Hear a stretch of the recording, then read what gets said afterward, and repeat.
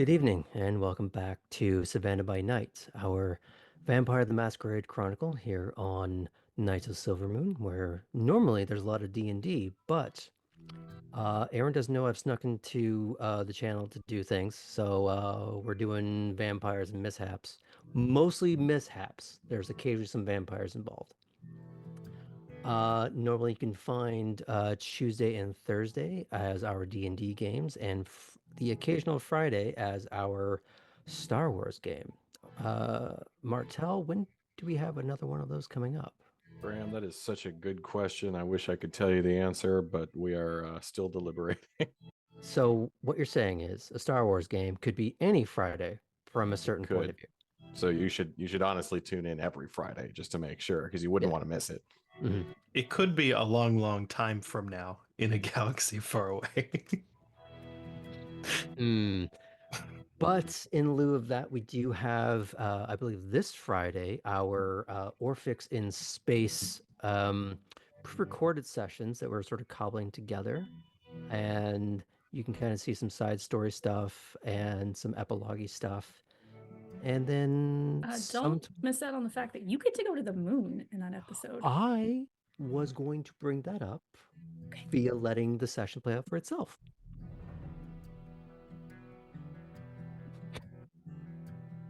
Discretion, Miss Fulton. But the other viewers tend to know because the last episode we played was him being on the moon already. So, but there's other space shenanigans that we're going to be talking about as well, with Sonder getting to do some stuff in some of his side quill shenanigans. But then on Thursday, we will be having our Age of Innovation, which is Victorian steampunky hilarity, where all good things happen in the German countryside. Don't worry about it. I'm sure it's fine. But are there any other announcements that we should get through? I do have one announcement. So this Friday is also a very special day for another reason. Our Toreador Supreme is not getting another year older, but another year more glamorous, more fantastic, more ready to throw it back. Our beloved Helena is having a birthday on Friday. I'm gonna be dirty. Don't tell anyone. Dirty. Dirty, Yeah, that's what I Dirty. heard. Yes. Welcome to the club. Your icy hot awaits. It will be delivered at some point this weekend. It's literally like Can't the next wait. day. It's crazy. You should shop Wild. in bulk. Oh no. Can't wait. And like a bulk pack of multivitamins too. Already on the multivitamin vibe. Just started too. I'm trying to get ahead of the game a little bit. That Also- Flintstones chewable from 1988 isn't doing the job anymore. Also, Promise already except got Flintstones. ahead of getting them a chair with back support. So, I have Mm. lumbar. all right. Yeah. Before I start going down the rabbit hole of Office Space quotes, I think we're gonna have to jump into telling a vampire story tonight. So, see you after the credits.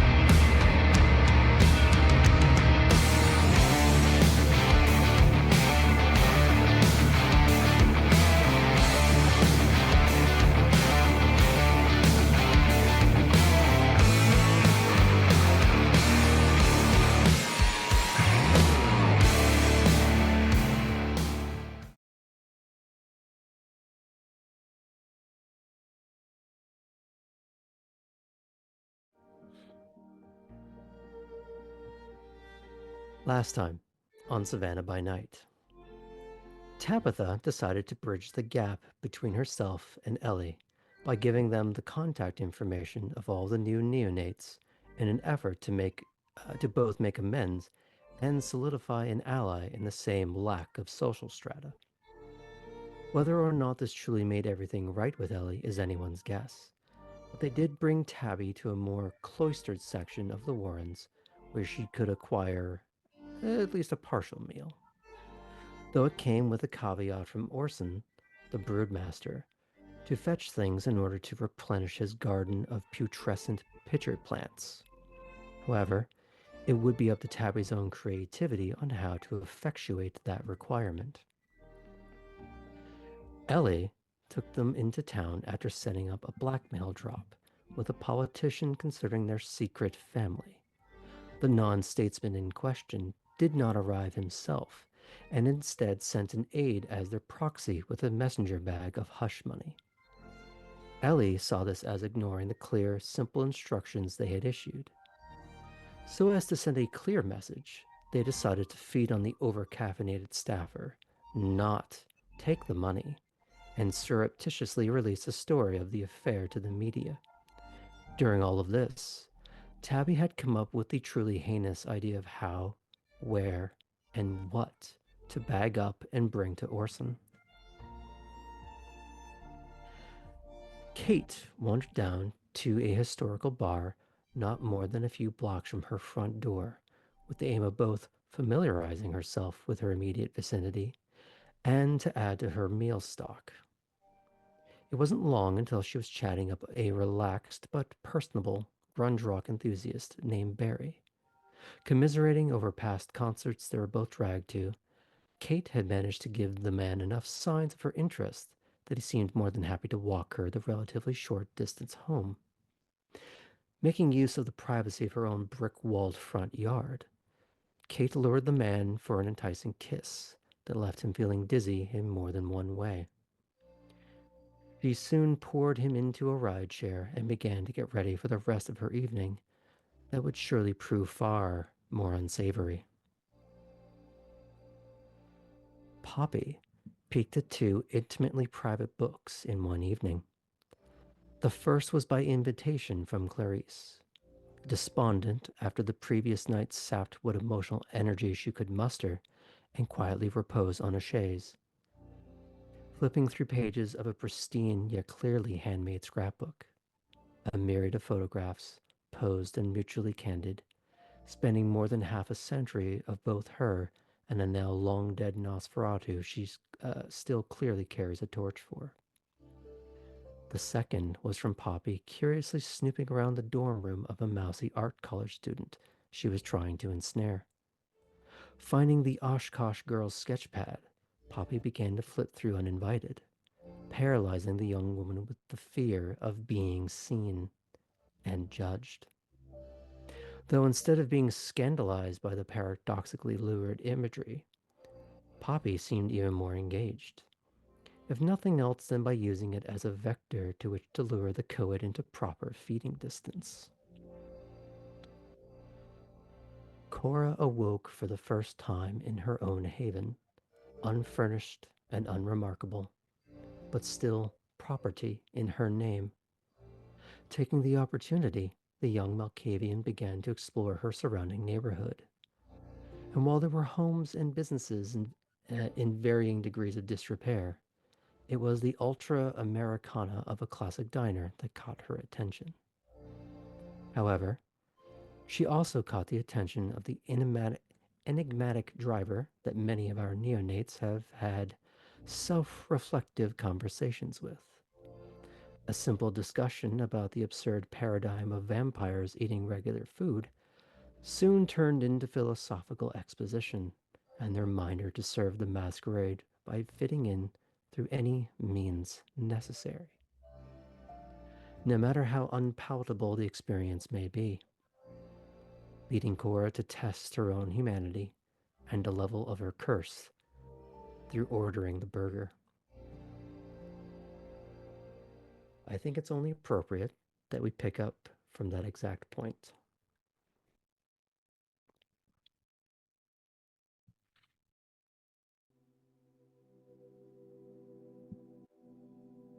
You have been here before. A single stand table that is not your own, bolted to the cheap vinyl flooring in a town that is not your own. Ordering off a weathered, laminated menu that smells vaguely of bleach and shattered dreams. With every freeze frame of lifting the food to your face, it is some other simultaneously undercooked and overcooked melange of prior meal experienced in the many throwaway roadside establishments scattered across continental Europe. Your clothes change on every beat. The weather, the lighting. The booth shifts and morphs in sometimes subtle and sometimes jarring ways. But that window, always the same, but offering a view to 1,000 experiences you were denied, or that you denied to yourself. Cities, cultures, romantic interludes, all pass you by like the weather moving in time lapse.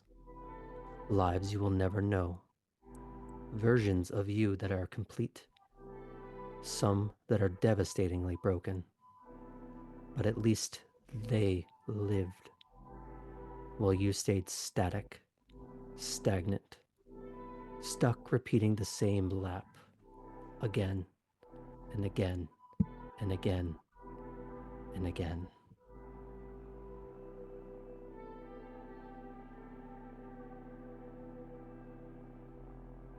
How long does this last? For as Can I long as you would tell? like it to.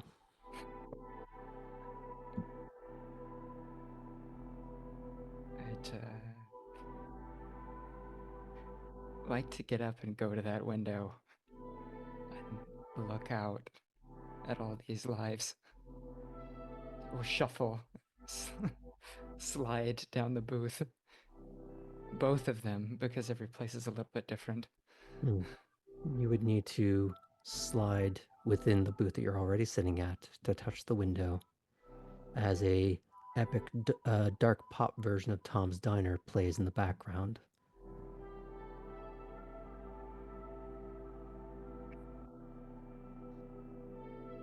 Scheiße.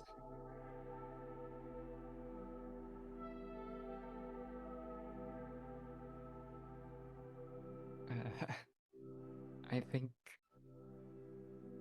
Cora begins to tear up, and then she'll slam her hand on the table.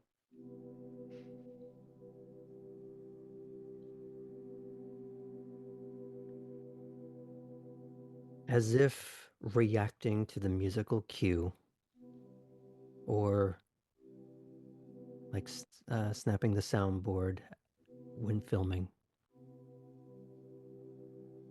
you've cut back to reality, or at least some semblance of it.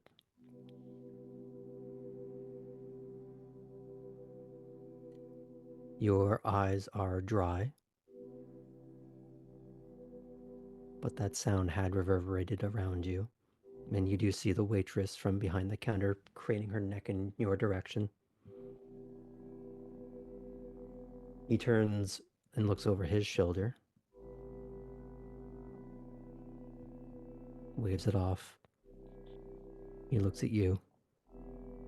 He takes a long, audible sip of the coffee, once again betraying whether or not he enjoys it, if he can taste it, or if it's just wonderful smelling acid in his mouth.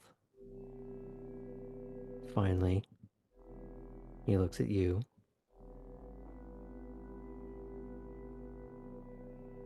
Where did you go?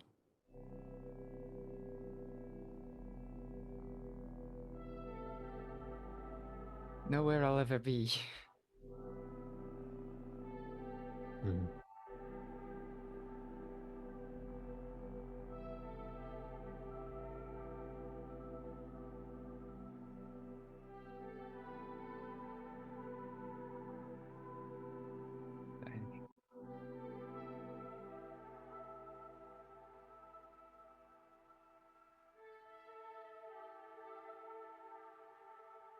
Excuse me 1 minute.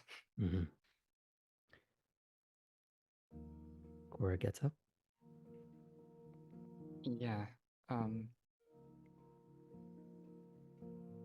I'll place some money on the table and walk outside Mm-hmm. hurriedly. Do you go to the front of the diner and just lean against the window? Mm. Or do you go to the more of the back of the place, trying to stay hidden?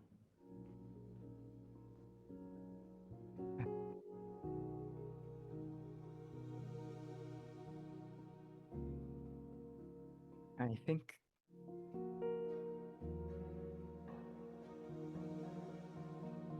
I'll go to one of the windows and I'll lean and I'll just look out like I'm still searching for those lifetimes I saw. Hmm.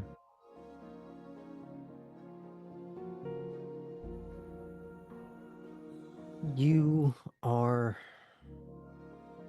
perhaps slightly hypnotized by the passing of car lights, casting reflections of pedestrians in scattered refractions, leaving them indistinct and multiplied.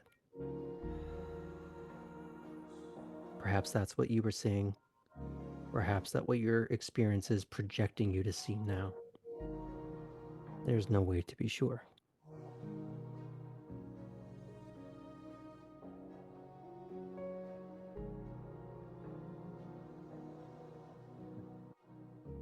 Pace for a minute. Hmm.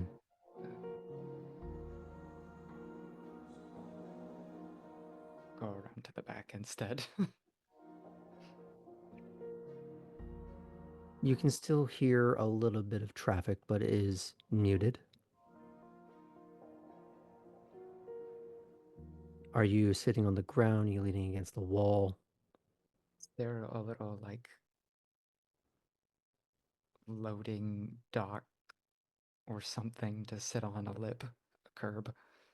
Yeah, like not so much a curb itself, but you know how some parking lots have those little like at the front of the parking space, those little bumps. Yeah, the like I don't know what you call them. don't run into the building. Yeah. Not a bollard thing. Yeah. I'll sit So on there's that. some of those you could sit on.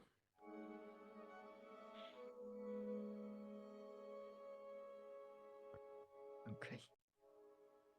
You're just gonna sit there for a little bit. Maybe talk to herself a little bit. Mm. It's Savannah, Georgia, USA. And it's what? August 6, 7, something. Your phone pings.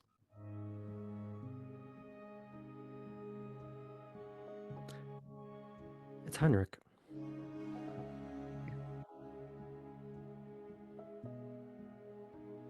Any news yet?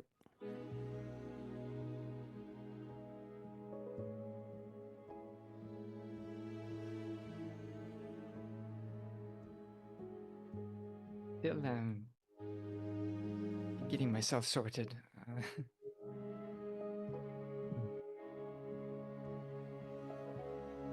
So just to be clear, you don't tell him that you have a place.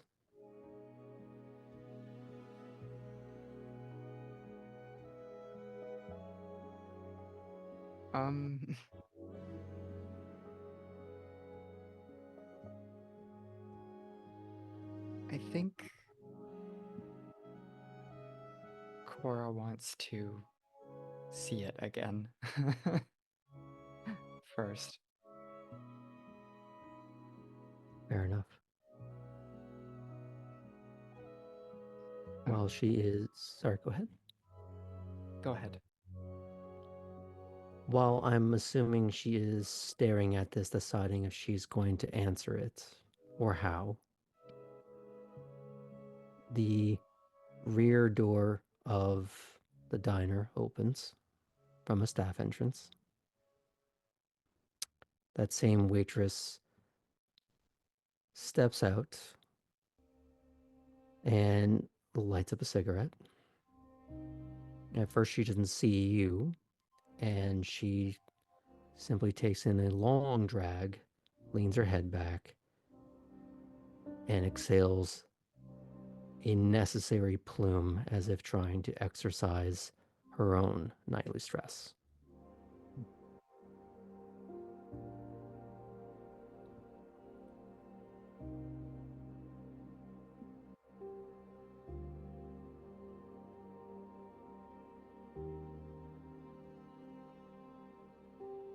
Do you have another one of those?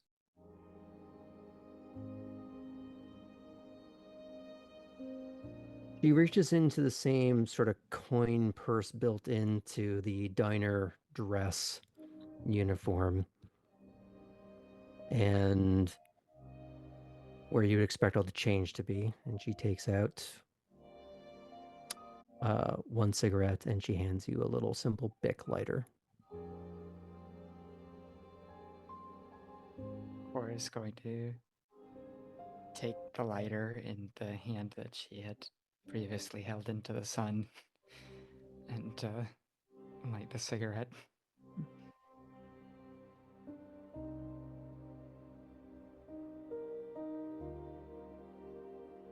Now the question is this something that Cora knows how to do, or is this something she's emulating? This is emulating. Okay. Is there a goal in mind, or is she trying to emulate this woman's own stress relief? Basically, right? It's like, Mhm. well, it seems to do something for her. Mm-hmm.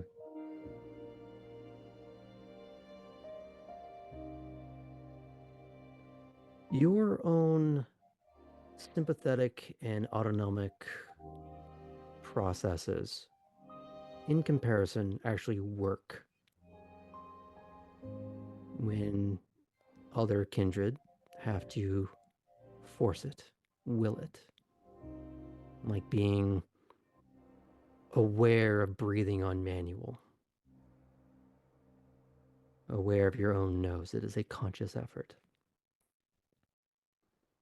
For you, it's background, most of the time.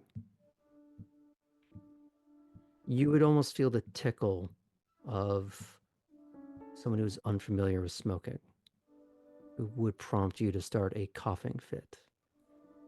But there's just enough of a muted sense to all those systems that you can stifle the urge. Perhaps able to hold that down a lot easier than it would be to hold down a burger. Because at least your lungs are still functioning. I think Cora probably does cough a little. Mm.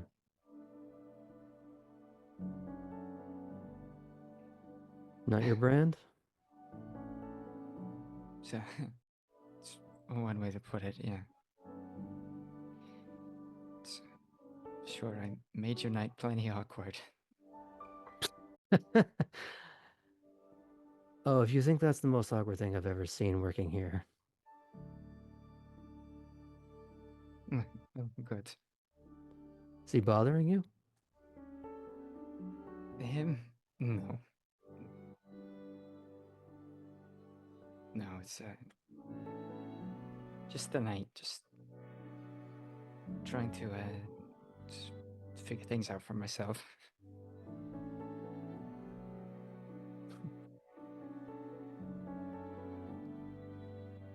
Yeah. Join the crowd. She gives this very practiced, very bitter flick of the cigarette.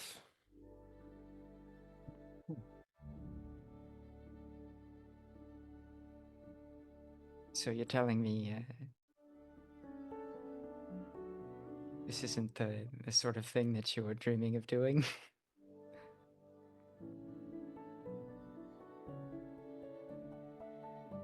She gives you this long, deadpan stare.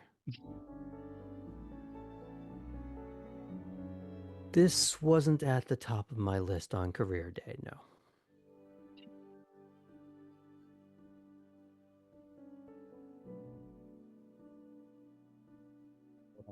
shake some ashes from the tip of the cigarette that she's holding.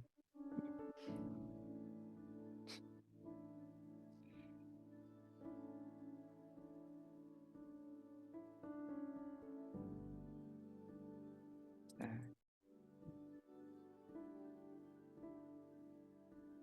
Getting used to working nights, so I'm sure I'm a little thrown off. First time?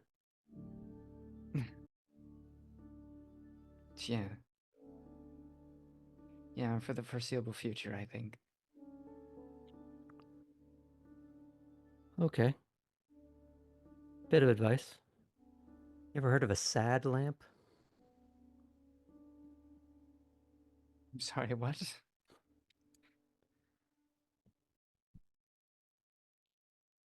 Now, someone in the audience might have to correct me on this because I'm trying to remember exactly. It's seasonal disaffective disorder, Seasonal affective Affective. disorder. affective disorder, right? Yep.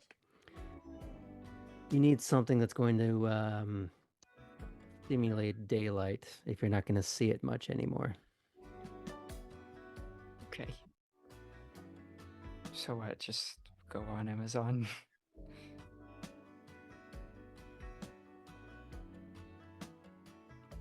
I'm sure a smart girl like you can figure it out. There's something ironic about looking for something called a sad lamp, trying to be happy, huh?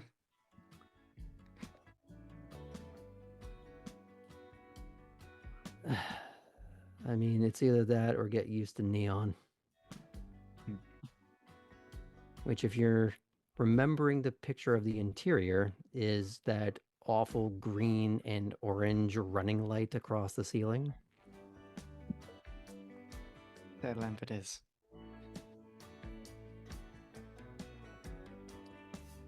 So, do I go and tell him that the burger was bad or what? It was fine. I just upset myself. Yeah, see a lot of that here too.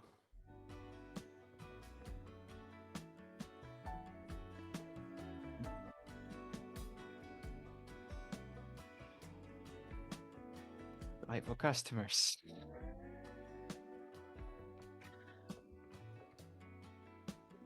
The laugh doesn't quite reach your eyes, but there's a certain creasing to laugh lines that are there long before they should be on a woman her age.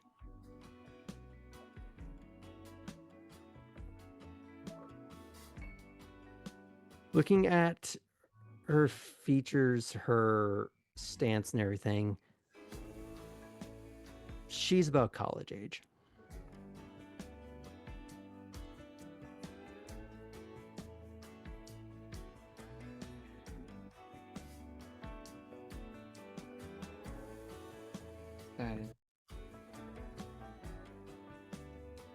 Do you go to school during the day, and this is what you do otherwise, or?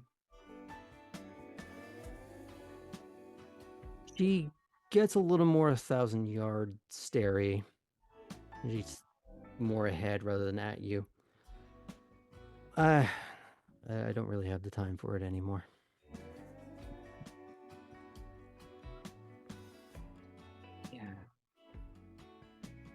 Yeah, a job can really take things over sometimes. The job's not the problem. Paying rent is. Mhm.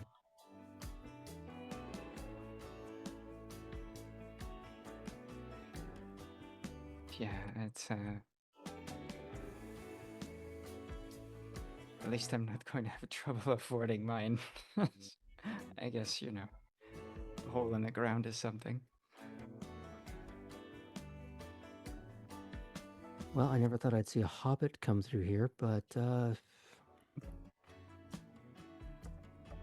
Rule 34 is alive and well in Savannah, I guess.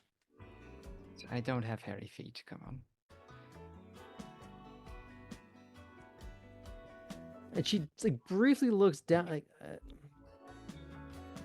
I need to get back to work.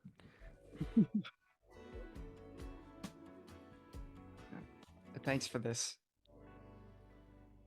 Tip your servers. Oh, right, that's a thing. Here.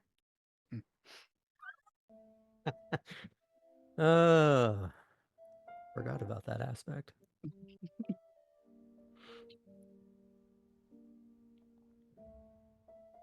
But you did leave cash on the counter. Mm. I assume you had handed the lighter back to her at some point. Yeah.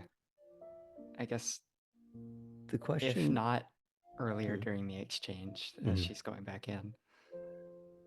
the question I have for you then is, you have no reason to go back inside if you don't want to. The question is, do you want to?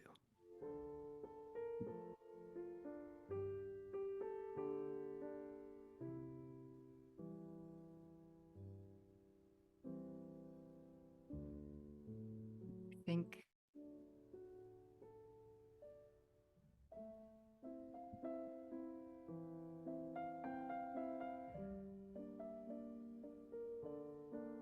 Cora just wants to look ahead at this point. Mm.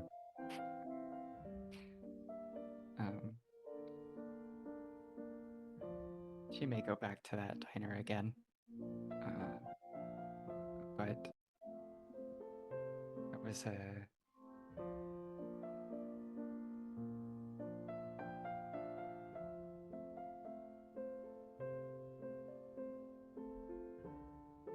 yeah, I'll just go for a walk. Okay. Do you go anywhere in particular, or are you meandering back home?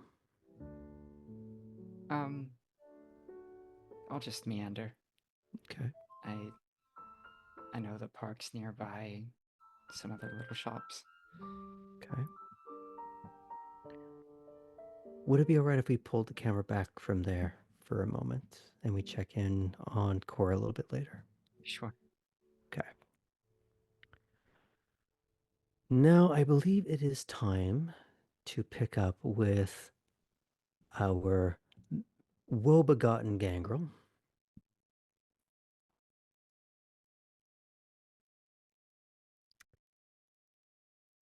So you have doing some work on the house. Yeah. Also, bits and could use a pieces. bite. So, Mhm. maybe So get- we'll get to that in just a moment. Yeah. Do you have any particular order of operations you'd like to get to, other than the feeding, of course?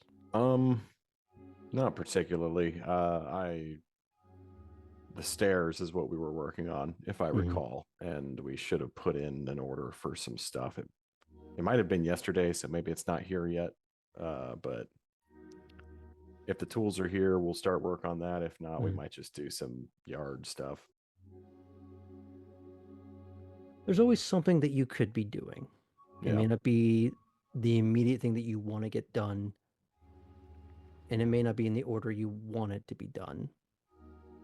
But you've also gotten the impression, while Alden has his preferences on what you could focus on, he's not ignorant to the reality of things. And as long as you are working at it and you're not shirking, he doesn't seem to have much of a problem. Other than once or twice when he walked into a room and you were doing something to it and he had to walk out again. Mm-hmm. I think that was Chris most of the time, actually. But that too. But of course, you wake up later than everyone else that you share that land with. You find Alden sitting on his porch.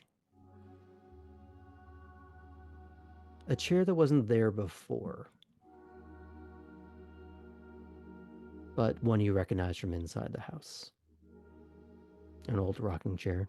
It's seen better days, but it's in better condition than a lot of other furniture. A little bit of attention, it could be pristine again. Mm-hmm. We might have looked at that last time too, actually. Well, add it to your tally. Mm-hmm. He's very languidly rocking on it. Orion is sitting up high,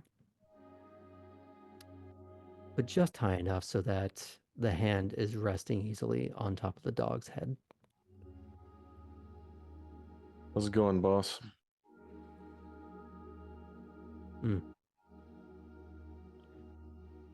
You tell me what's on the agenda tonight. Mm, And he's actually handing you that cup of tea, nice. one that you know is not quite spice, but there's something to it. Yeah. That little whiff of home in a way. Mm-hmm. Not the same, but claws at you a little bit. Mm-hmm. Yeah, I'll take a sniff. I'm probably not going to drink it anymore because trying to keep that a secret on the DL a little bit. But he also knows. He does, yes. But I don't know how good Chris is at keeping secrets. It seems like she's actually very bad at it. So There are others in your immediate orbit that are right. Yeah, so I'll take a sniff, give him a nod, thanks, hand it back, and basically say, well, if the order came in, we'll start on the stairs today. If not, he kind of looks around at the land. Plenty to do outside.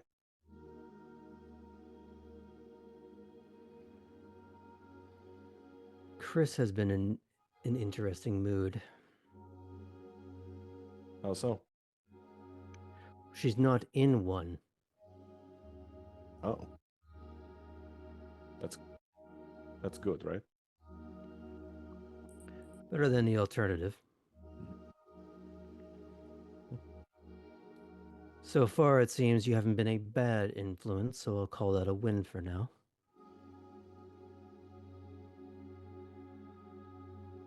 Yeah, we've been, I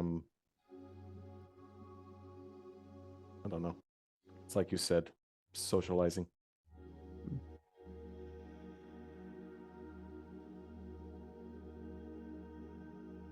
He looks around the grounds.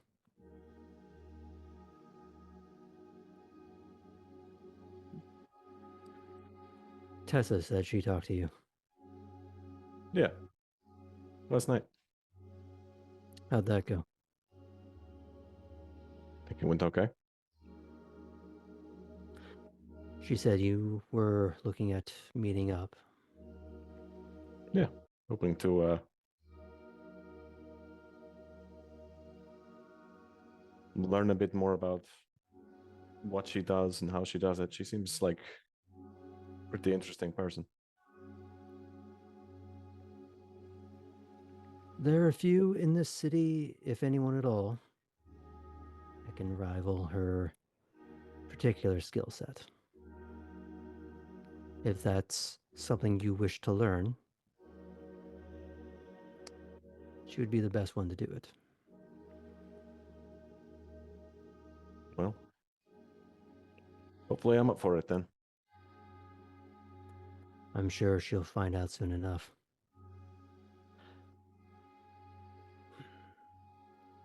He looks around the grounds a little bit, and there has been work done since you've been there. Mm-hmm. It may not be as noticeable for you, but for someone who's probably sat on that porch a lot,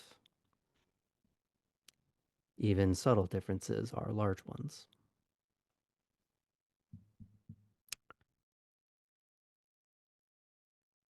Have you fed yet? Not for a day or two. Starting to feel the claws at the back of your eyes. A little bit. Probably should take care of that.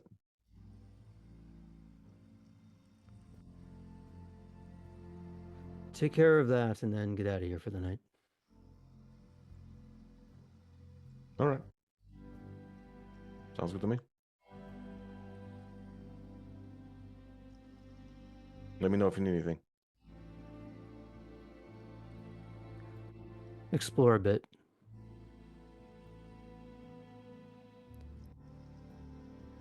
A gangrel that doesn't know the land bound to get killed.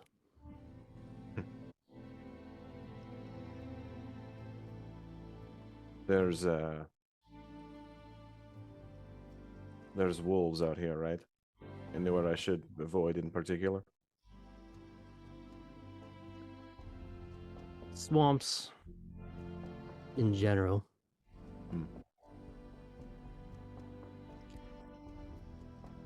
But spend a bit of time. Even that's not insurmountable. Not a good idea for your first week. Sure. Some of the denser forests, be mindful of. There's not many, but you still don't want to run into one. But if you do, and you manage not to get yourself killed in the process, you tell me first, and I will deal with it.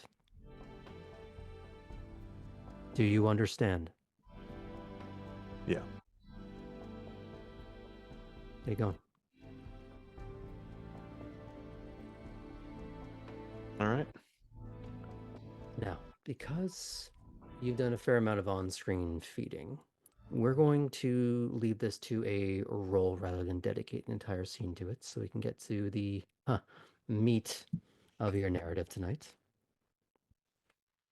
So we're going to go with survival, but I want you to make an argument of which ability you'd like to use. So I think perception,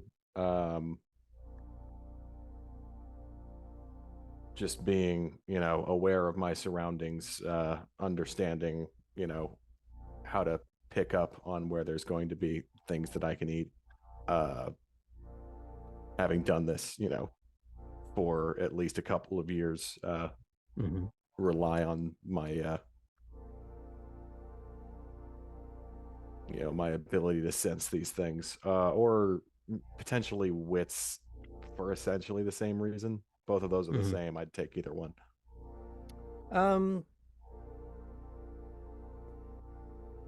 Yeah, it kind of doesn't really matter which one at this point. Then I'll go ahead and go with perception because it's all kind of new and I'm still trying to figure everything out. Because you're looking for a scent or tracks. Yeah. And you're trying to anticipate and plan. And because you're not used to this exact land, but you are at least used to the task itself. You've had to do this for quite a while now. Yeah. So we're just going to have you roll it at a difficulty of 6. Actually, no, I'm going to bring that down to a 5. Okay. Because this is something you are fairly competent at. That mattered. Hey, damn. Ooh, okay. Got 2 10s, 4 successes so far. And 4 successes. Okay. How far down your blood pool are you? Did you spend one for tonight to wake up? I thought I had. I guess I didn't save. I have now. I am at -4. Okay.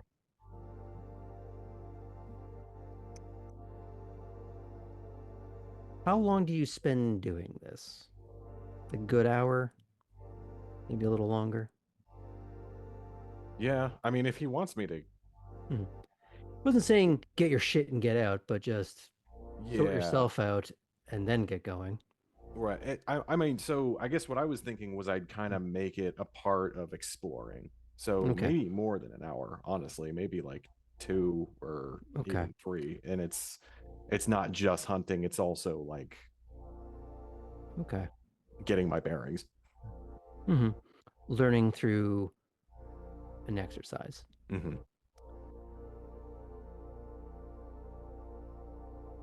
I want to say because you rolled real damn well that you should get the 4 back in this instance. You are spending time, you're rolled well, you are, let's say, consolidated as much as understanding your territory. Mm-hmm. You are knowing which animals that you can kind of just drain dry, and it's not going to be a big deal that you're not going to deplete that animal in the area. And you know the ones that you can take a bit of a swig of and then just let them run. Yeah. Like a gator. And other ones, it's pest control. And having lived in the forest, you know very quickly which is which. Yeah. So you're good. You might want to pop a breath mint before you go out into the city. Mm-hmm. And if you wanted to appear human, you may want to use more blood. Yeah. There's no reason to do that right now, though I'm always kind of like, If you do it now, it lasts the whole night yeah. rather than reactive later. Right. I guess he's always trying to save Artem. He doesn't want to use it unless he has to. So he is on the lookout, like, just in case he runs into a person so he can do it reactively. But like right now his plan is, I mean, I guess his plan was to just work on the house. Alden told him to screw off, but like he still doesn't have any plans that involve people yet. So he does have a couple of calls or texts to make. That is true. Yeah, we might as well just pop it then. All right. We are human. Human.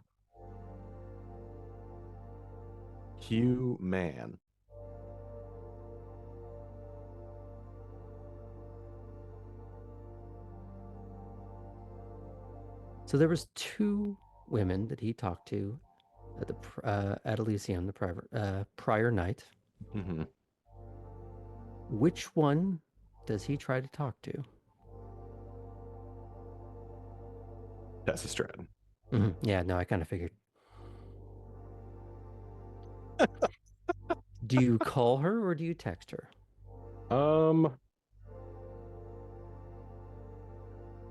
You know,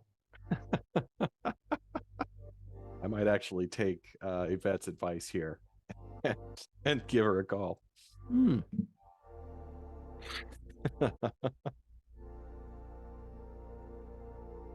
Oh, that's just delightful. So, you're calling Tessa? Yep. Hello? Hey, it's Artem. Are you free tonight, or at least? You may want to move that away from the microphone. Oh, sorry. Hey, it's Artem. Are you available tonight? I can make room. You have to get across the county tonight if you want to meet up. I can do that. Good. I'll have the directions sent your way. Thank you.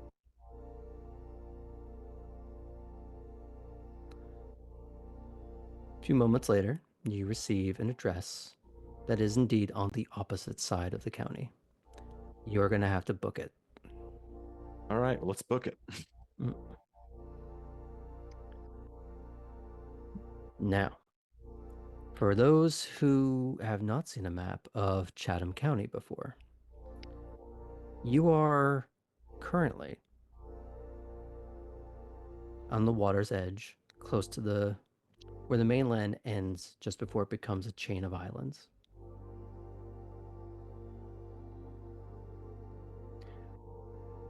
You would have to go sort of northwest-ish inland to where it becomes more farmland, more forest, more sparsely populated.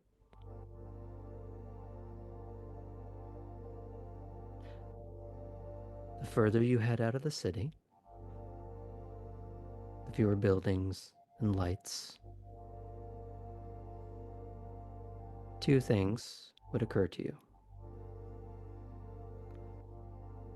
For a moment, the sparseness would remind you of the human home, that area that you grew up in. And as it becomes less and less, and you see more trees, you might be forgiven for thinking,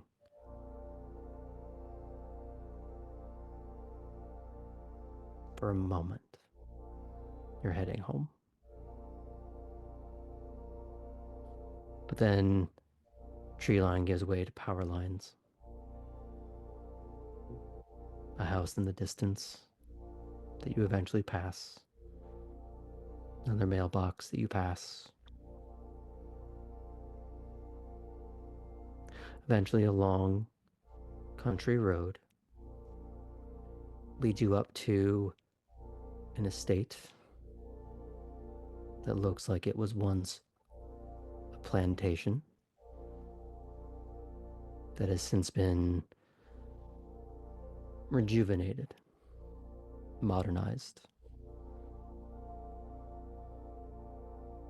You have to park in a nicer corral than maybe you would see at Elysium proper, due to the fact that it needs to serve so many. Whereas here, this is more cultivated. A long canopy of trees overhangs a brick walkway from where you have to park to a well-kept plantation house.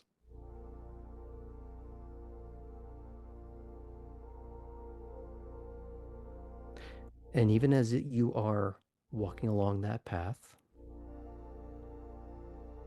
you see a few dogs scurry around the grounds, flitting in between the trees.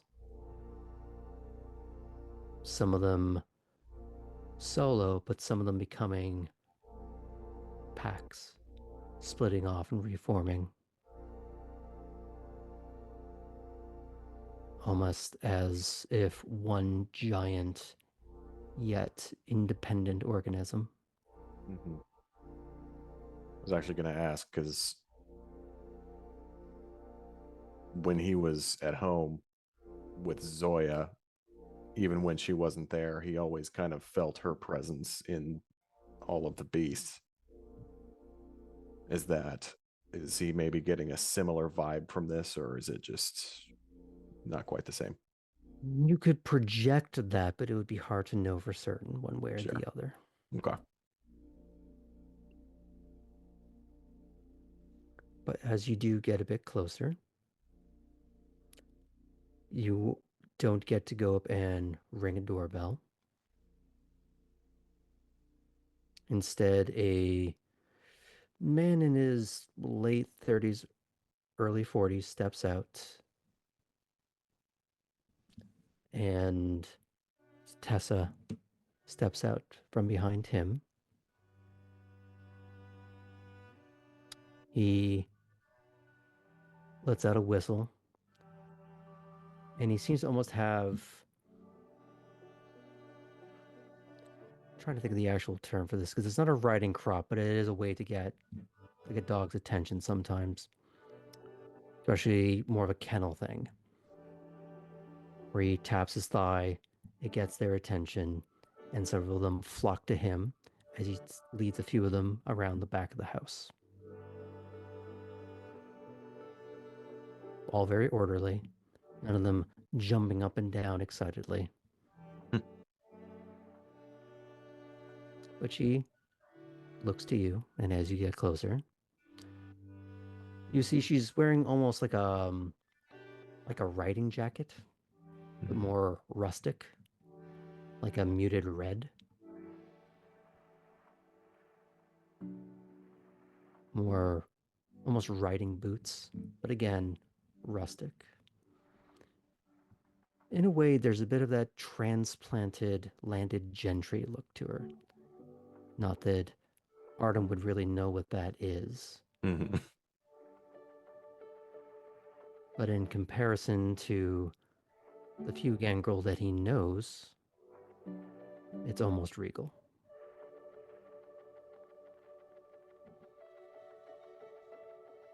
Well, I see you found the place. How are you doing tonight? Good. Thank you for asking. This place is pretty amazing.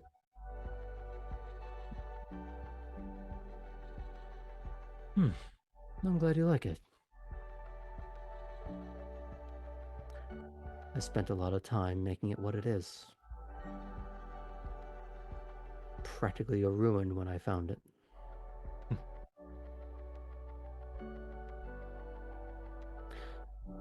No shame, or there would be a shame in allowing this place to get completely overtaken by nature once again. It's already here. Make use.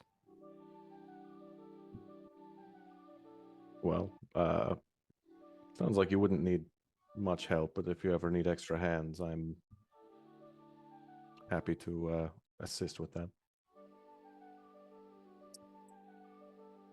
Well, I suppose before I say anything to that, we should test your aptitude.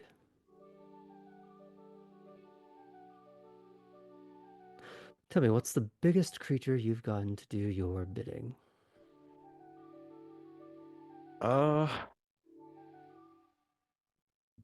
What's bigger, an alligator or an elk? Depends on either, really. Yeah, I was gonna say I remember the first one being pretty fucking big, but Was it an elk or a moose? I'm trying to remember now.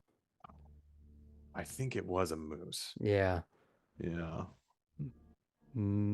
Moose are tanks, so let's go with that. Yeah.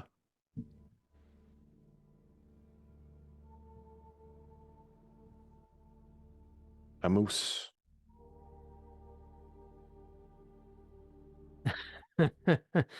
Really? It was my first, well, second feed. First solo. It was my second feed.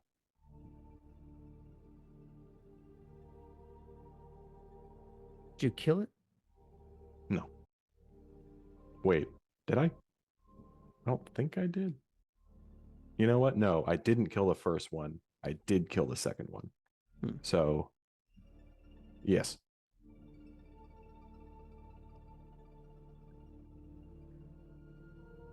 Well, not something I do often.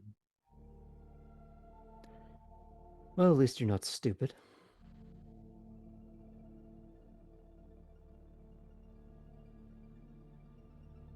I'm not going to be having you feed off of any of mine this evening. But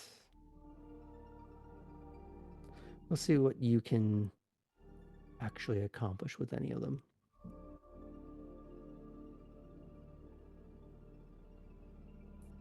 And she lets out this whistle yell that is becomes like a more guttural version of like the Xena sound.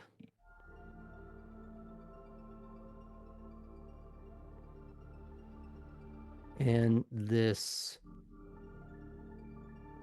absolutely jacked Rottweiler runs up. Like the Artem of dogs. Mm-hmm.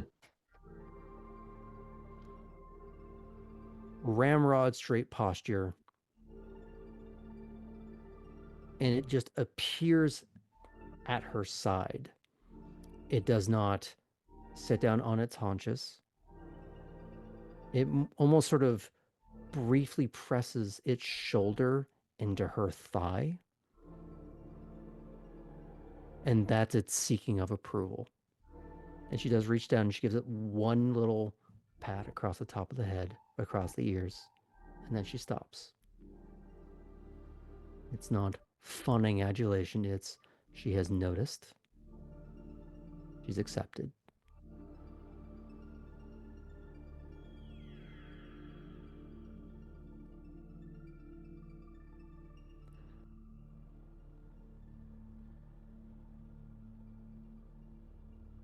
She will snap her fingers, point down. The dog immediately sits.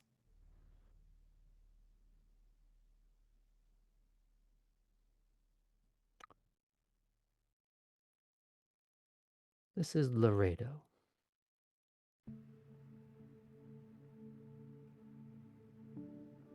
Well, show me what you can do. Right?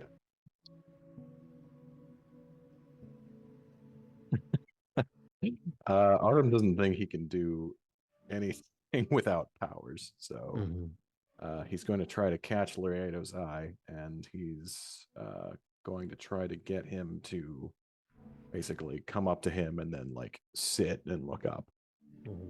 So this is Animal Ken and Charisma. Which level is this? 1. Okay, so this is just Feral Whispers. Yeah, just Feral Whispers. Okay. So you're trying to command him, right? Yes. Okay. So...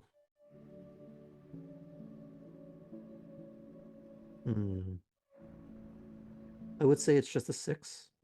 Okay.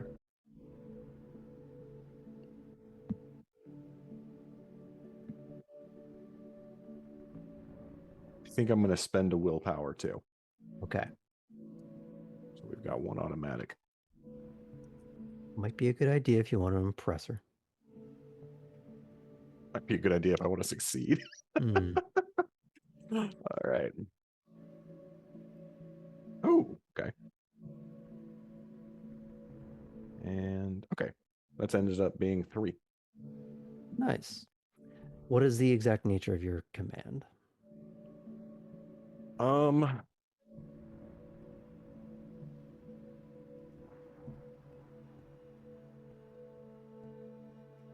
Basically, I just want him to walk from her to me, sit down and put out his paw. A little handshake. Okay. You have to break this down into a series of steps. You can't give a long instruction and then tell him go. Yeah.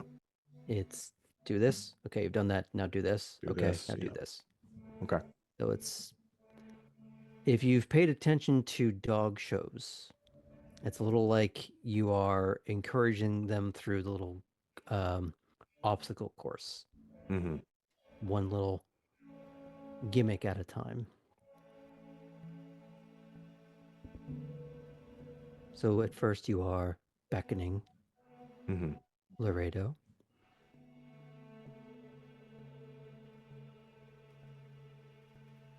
Is it forceful or is it more of an ask? We'll say it's more of an ask. I think Okay. Artem is typically, unless he feels like he's in danger, he doesn't do forceful with animals. In general with him, I've noticed he's fairly relaxed. He's not trying to put his ego down on the table. So this tracks. It's more, hey, come here, buddy.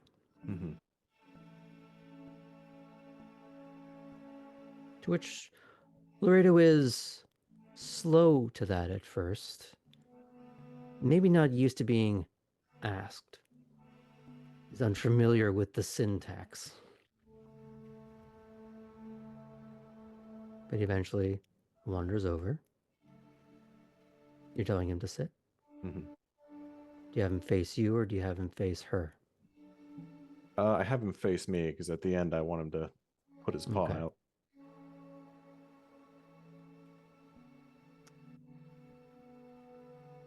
Okay. So you manage to sit with the three. You're able to get him to sort of walk around you at Mhm. first, as though he's both sniffing you and you're also able to guide him, keeping that eye contact, the form of subtle, unforced control. Mhm. Do you lean down to one knee to meet the paw, or do you try and get him to stand up?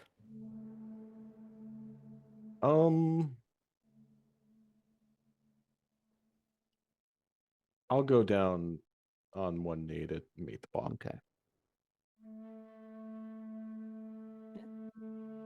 He complies.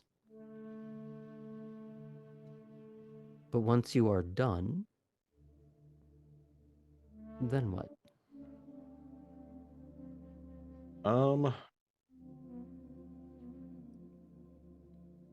I'll stand up Mhm. and I'll just look at Tessa.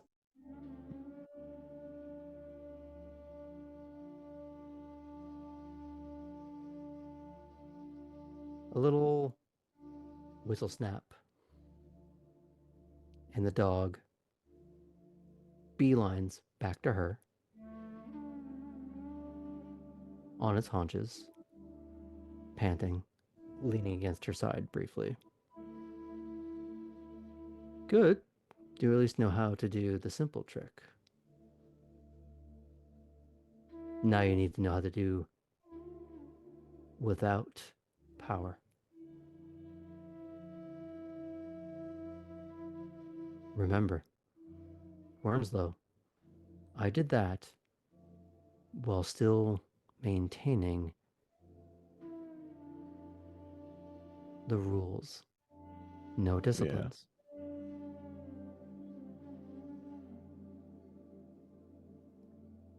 Try that again. Okay. So he's basically just going to try to imitate exactly what she did because he doesn't really know what he's doing. Yeah. So I So I'm think gonna let you do the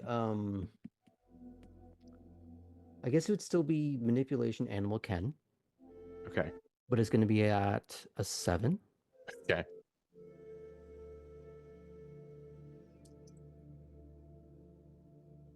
Because now it's unfamiliar. Mm-hmm. And this is more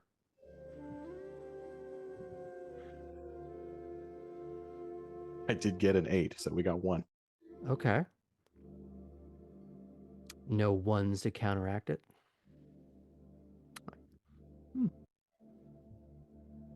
Got a 2 and a 4, but no 1s. Nice. I imagine the sequence of commands is no longer a sequence and it's just a simple come here. Yeah. So you are mimicking her actions. Yeah, right.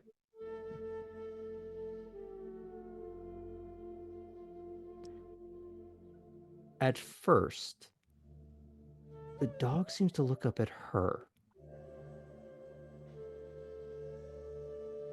before she angles her head, as if giving him permission to obey someone else. Mm-hmm. And the dog saunters over and then plonks down.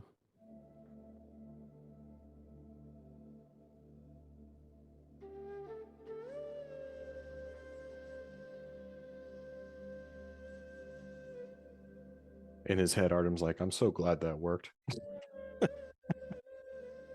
Now, I want you to keep in mind, what if you'd botched? I don't know. The dog would have come at you either way, but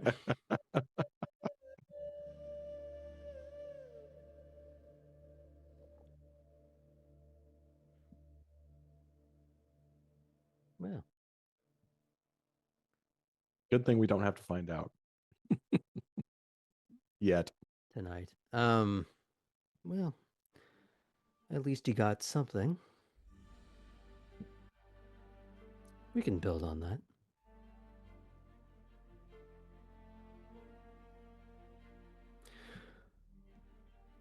Okay, follow me. We're gonna try and work you through your paces a bit. Make sure he's following you. Okay. So, I think we can pan out from the montage a little bit, and we can check back in with him a little bit later. Now, let's check in with Tabby and Ellie. Last we left off, you had said about 2 plans. And I'm not sure which one was more morally reprehensible. Blackmailing a politician. Bag full of unmentionables. I think it's. I think personally, I think it's clear which one is.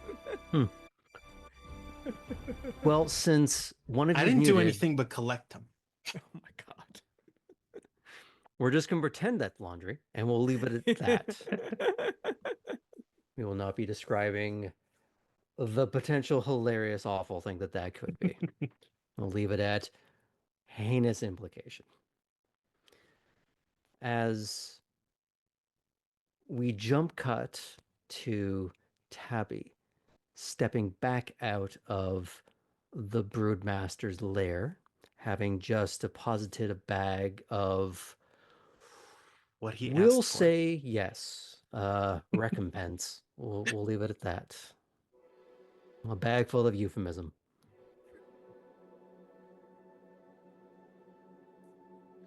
Well, I think that went well. You almost feel the vine, shroom, mossy lichen behind you bristle slightly as the door wrenches shut.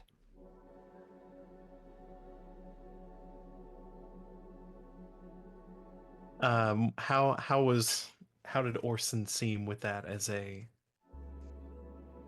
deal? He seemed unshocked, which should say a lot to you. There was a case of looking at the bag, and then closing it, and then as if that is a common thing. But the question is, did you deliver this on your own or with Ellie? If Ellie wanted to come with, they'd be welcome to.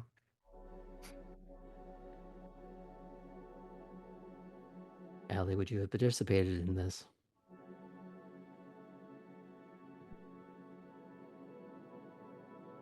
I feel like Ellie does and exits with Tabby and goes, I don't know why, but I still feel very gross. From in there? Nope. Okay, so I'm gonna do whatever cleaning I need to do.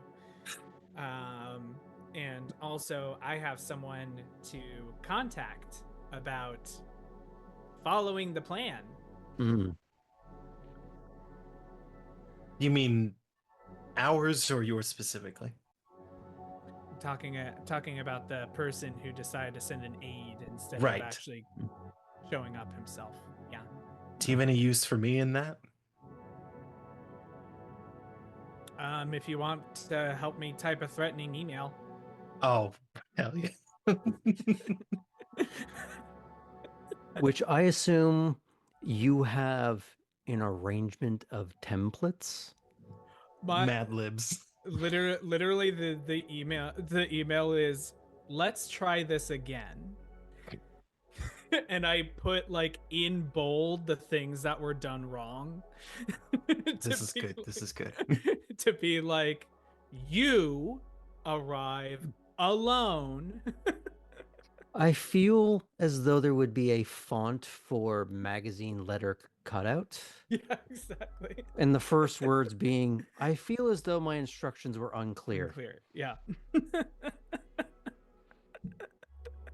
And we can go through the montage of how the two of you, maybe in your first real giddy paired exercise, are trading back little things of, oh, and tell him this. You know, the classics. You're ugly and your mother. You gotta throw in some italics as well. Oh, Like of course. It's just as important, but it's like different.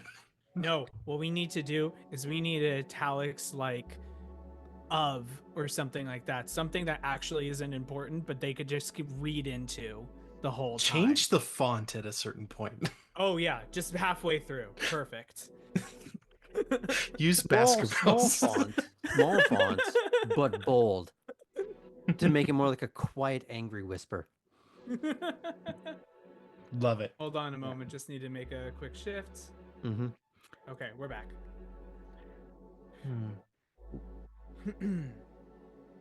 Well, so that I'll get out of your way if you've got any other goals for the evening. I think I should start collecting as well. Yeah, I need to contact someone else for a meeting too. Cool. Well, see you, Ellie. Thank you. And heading out of Ellie's place, Tabby will text Kate. While you are doing that, you see a little head pop around a corner, peering at you.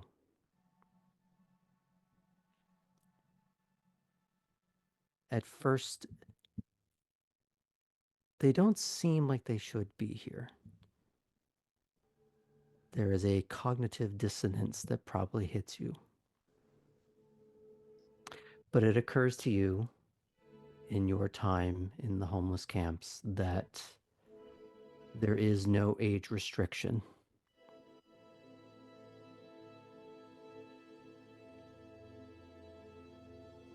What you see before you is a little girl, likely no more than 8 years old.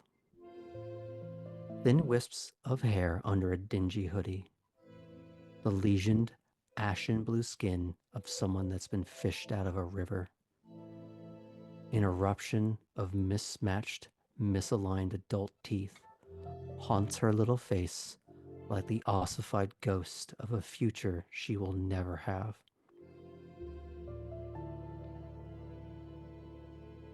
And in a tiny little voice, I'm sorry, I'm looking over at Poppy, and that's messing me up a little bit.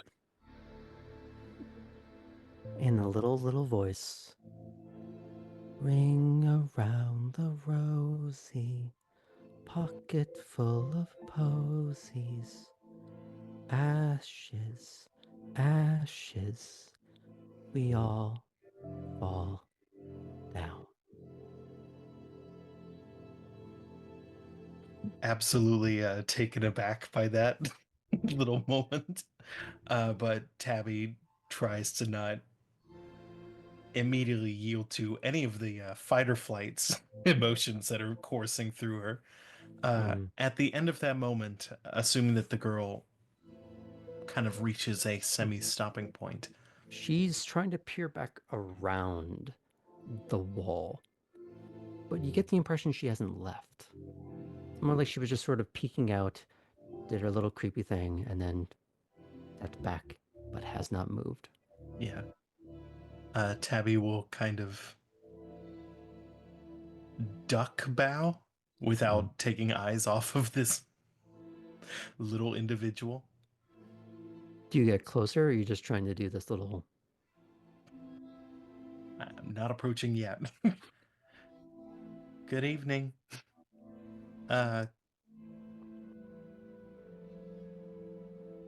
Hello? Hi.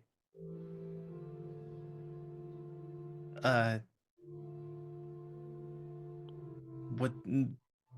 May I know your name? You tell me yours first. Will I get your name if I tell you mine? Oh. Doesn't seem fair. Look around you. Life's not fair. Touche. Well, can I help you in some way? You can help me by telling me your name. What, if not your name, will you give me something? If I give you my name, doesn't have to be big.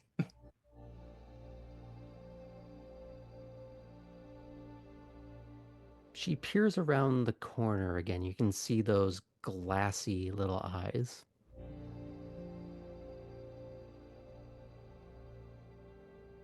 As if waiting for you to sweeten whatever non-deal you've been making so far.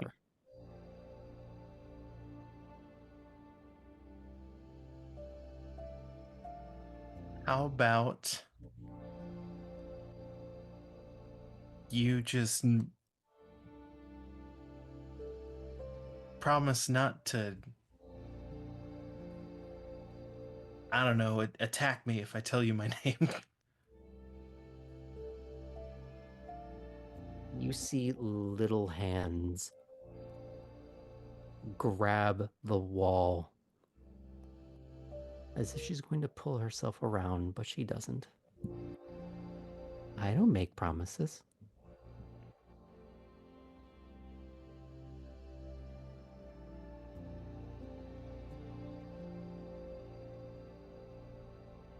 Well, you...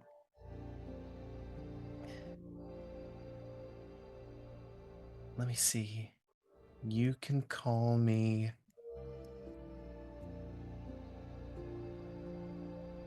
Allie.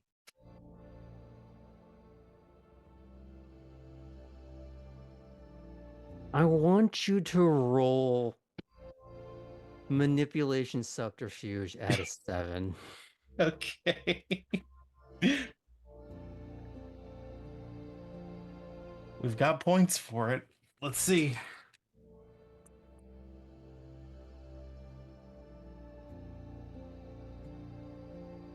That is a botch. Graham, Is it a single botch? Suggest, Mm-hmm. could What do I you got? suggest something? Mm-hmm. Could I shout around the corner, "Hey, Tabby"? We'll come back to you in a moment. Great. Yes, it was just a single botch, no successes. Okay. So it can always be worse. That's what we're dealing with here. We're counting the botches, rather not the successes. I know you're lying. Yeah. Sorry. You know what? I can. I'll give this away. You caught me anyway. As an apology for lying to you, my name's Tabby.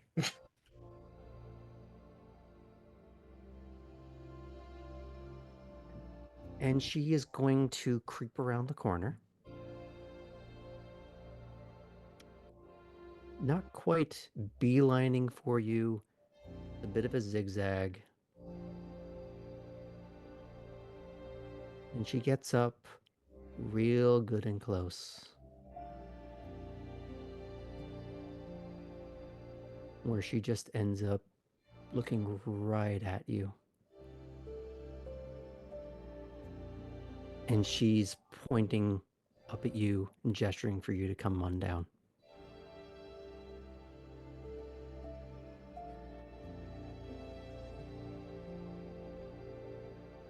Do you follow suit or? Yeah. Okay. The look on Tabby's face is one definitely more of resignation rather than curiosity. Mm-hmm. Hi, Tabby. I'm Alice. Alice. Do you want to be my friend? Yeah. Good, you're it. She slaps you across the face as hard as she can, and then she runs. Now, here's the Is that fun aggravated? thing. Even little baby Nosferatu have potens. And you botched, and this is your price.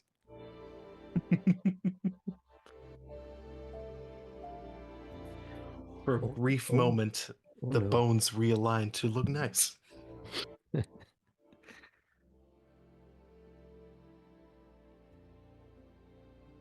You feel the orbital socket rattle in place.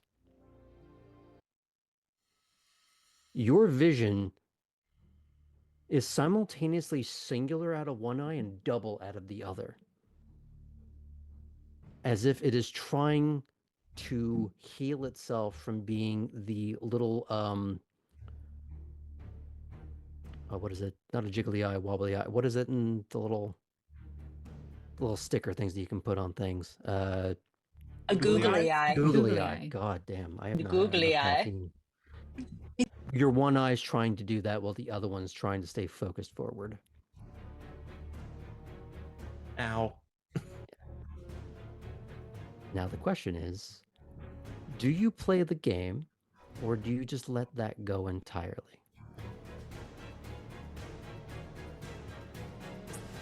Yes.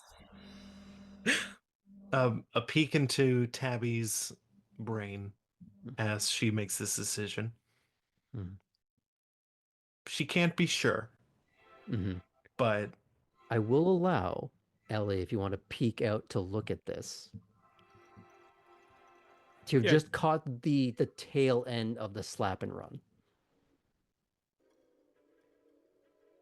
And the words, "You're it," reverberating off the stonework. Have I seen, met, heard of Alice before? Yeah. Ow.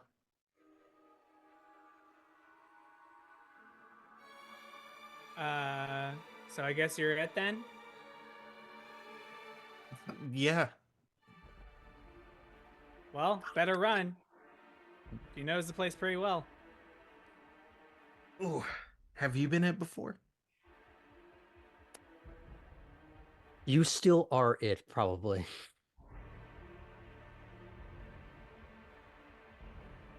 I don't know what the statute of limitations are for this game.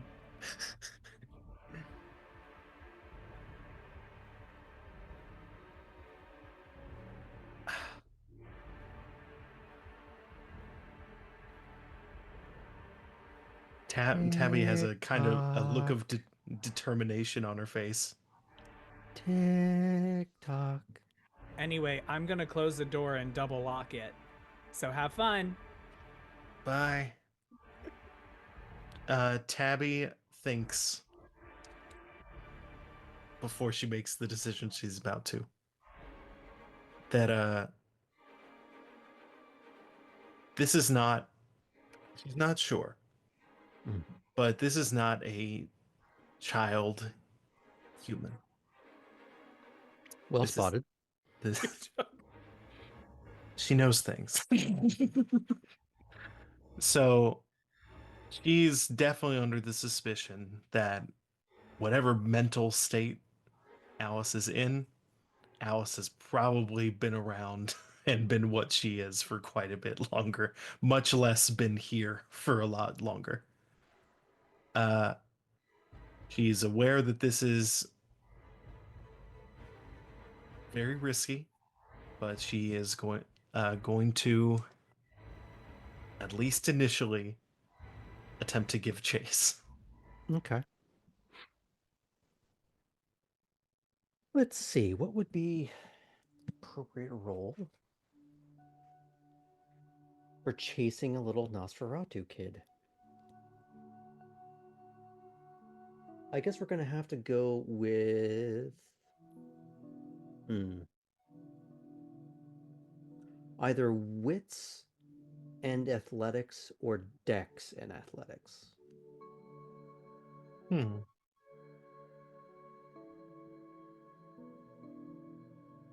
I think it is fitting. It would be the same score, Okay. but I think it's fitting for Tabby to try and make use of the dexterity she's recently honed. Mm-hmm. So we'll go with dex athletics, and I would like to spend a willpower on this. Okay. It's good because this reminds me of something I meant to tell you before. I wanted you to write down, you should do that now, your method of repaying Orson. You don't need to expand on it, but it was a rather inspired thought process. You monster. You brilliant degen. Now, the reason why is that if you hold on to that, and when we go to replenish some willpower, that may be something you want to bring up. Can I also spend blood on this? Yes, you can. And remind me, blood will... Does one of these give an extra die and one of these give one success? The extra blood will give you another die for your dex. The willpower spend will give you one auto success that cannot be undone by a botch. So tell me how many dice you're working with now. We are working with 6 dice. Nice. Go for it. What are we aiming for? Just the 6. Just a 6. Yeah, leave it at a 6. That is cocked. 3 successes. 3 not counting successes. the willpower one. We should always count it. So 4 successes. Okay.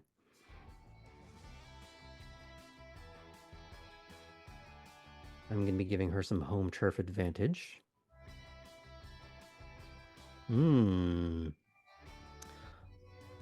She did real well until she didn't.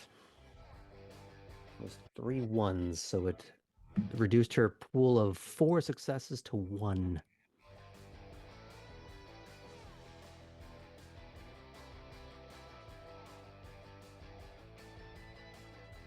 You managed to chase her through a few corridors. Perhaps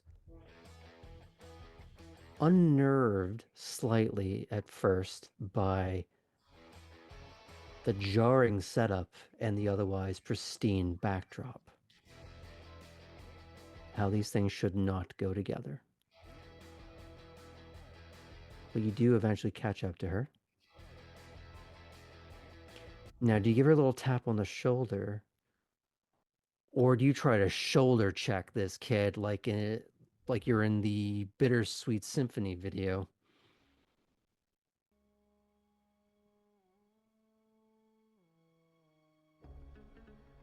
The pause is not encouraging. I think this child will respect me more if I lay into this hit.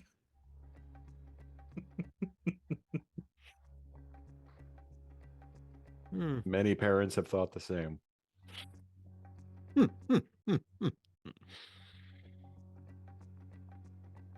So I don't think there's no wind up, but it is not. There's no The pulled, running is the wind up, I would Right. say. but there's no pulled back tag. This is gotcha. Okay. Okay. So you're just gonna run up behind her and just. Yeah. Okay. I'd say the score differential here allows you to do the whole homie don't play that slap out of In Living Color. And maybe you weren't intending it, or maybe you were, as some form of latent revenge, conscious or otherwise. She goes off her feet. And you can hear the squeegee-like slide on her face across the stonework. You can see the ruddy trail. And you hear the crying of a little girl.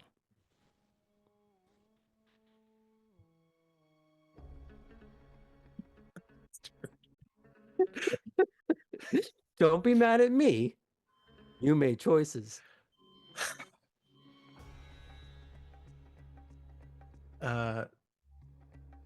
Immediately, just all the bad sounds. Tabby does not immediately go put her hands on her, but immediately goes up next to her. Is oh fuck, oh god, are you okay? Alice? So you get right up close. I promised that I was suspicious well before you asked that question. But I think I am not at a distance, but I'm not right next to her because child. So I want to point out the scene here so that you can make an educated choice. You have just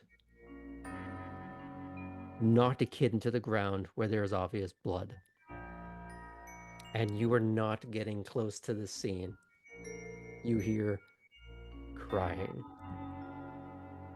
complaining.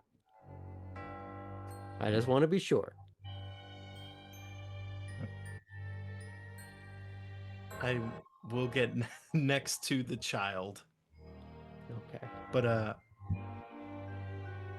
still with the instincts of someone who you are a live wire. Was a live wire, but also was on the streets for an extended period. Don't want to be seen crowding around the child that's not hers. So we'll be at a next to, but not within arm's reach, at least calling out, "Are you okay?"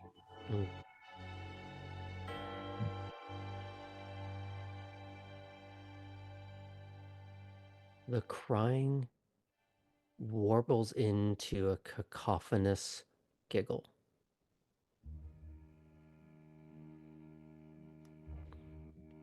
As she rolls over onto her side.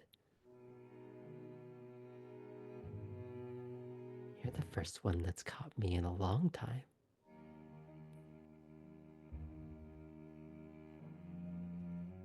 Before I congratulate myself, are you all right?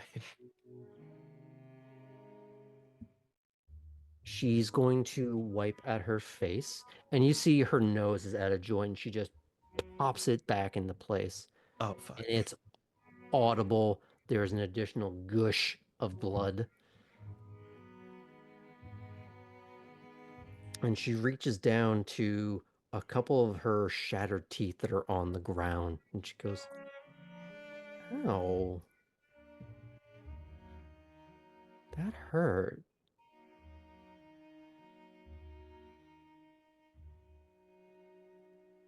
I'm sorry that hurt. The slap kind of hurt, but you didn't knock any of my teeth out. Well, we have to be even. I don't know if you believe in even, Alice.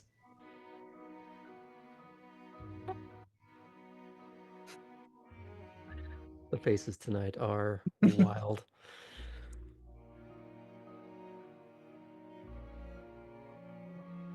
You don't understand. We have to be even, Well, or it's not fair. if you catch me, you can knock my teeth out. She grabs hold of you. Fuck, do I not get any chance to avoid that? Because I definitely was mentally Fair. set up for that. That is fair. We're gonna go with Dex and Athletics, and you still have the blood that you spent earlier. Thank you. Do I have the willpower or no? No. Okay.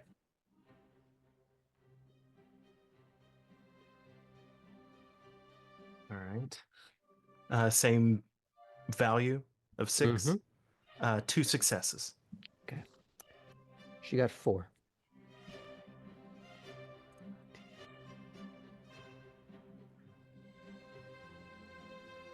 And she's going to use you to stand up in a way that is like an inchworm crawling up the side of wood.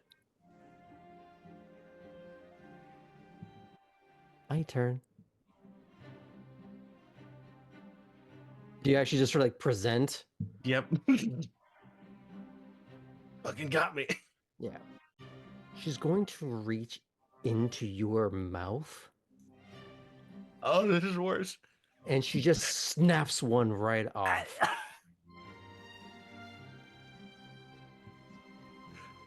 I like this one. You too, Alice. And she just runs off. Oh, fuck.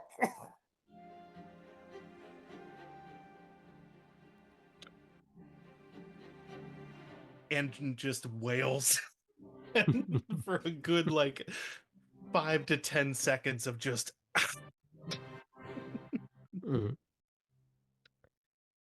Now, in the meantime, what has Ellie been doing? Not Other that. than having a panic attack of... Other than feeling like they should just be very upset for no reason.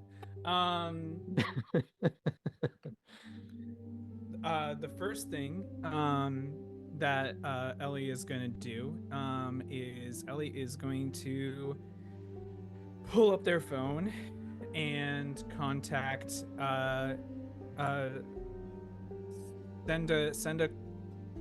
suppose I should call send a call to Ava Lash. Ah. You're going to call and not text? Or how are you doing this? So don't keep the girl waiting 3 days before. Was it before you call or before you text? I'm gonna say it was before a call because that is assertive. Okay. I'm glad you're making choices. Oh my god.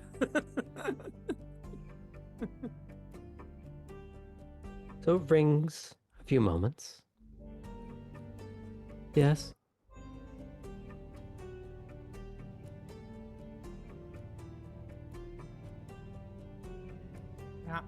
Hi, it's Ellie. And? Well, I was wondering if you had time this evening for a lesson in your busy schedule. I'm trying to think how late it would actually be right this minute. Between setting up a drop, acquiring goods, and coming back, it's been at least a few hours. Okay. So I can also say if there's time tomorrow. Mm. Probably the better way to go about that. So if you want to Yeah, if you want to re-ask it as... Yeah, I'll ask it as if she has time tomorrow for a lesson. I suppose I could try to make the time. The question is, how are you going to make it worth my while?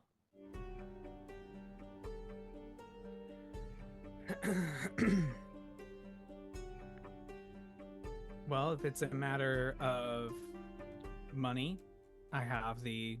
Oh, darling, I can get money.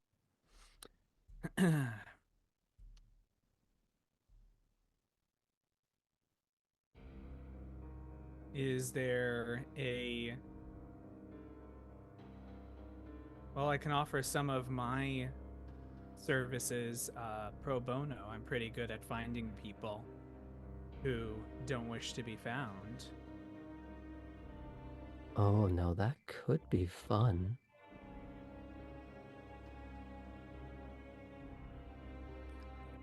I have an expectation of you, though.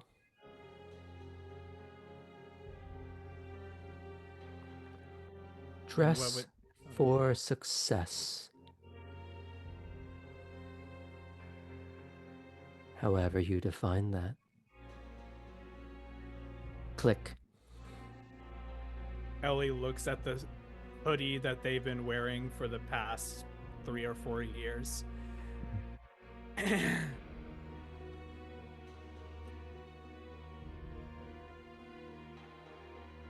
Shit.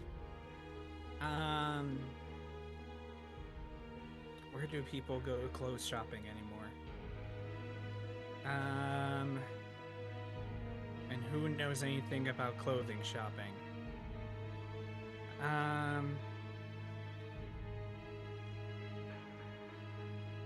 You want a little bit to think about your plan, if it can come back to you? I have an idea. Oh, you do? Yes.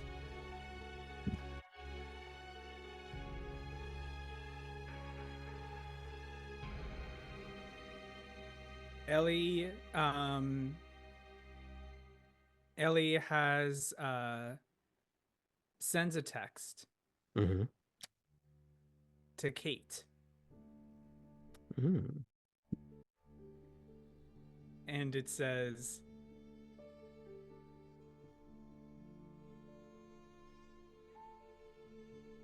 "Hey there, I think you owe me $200.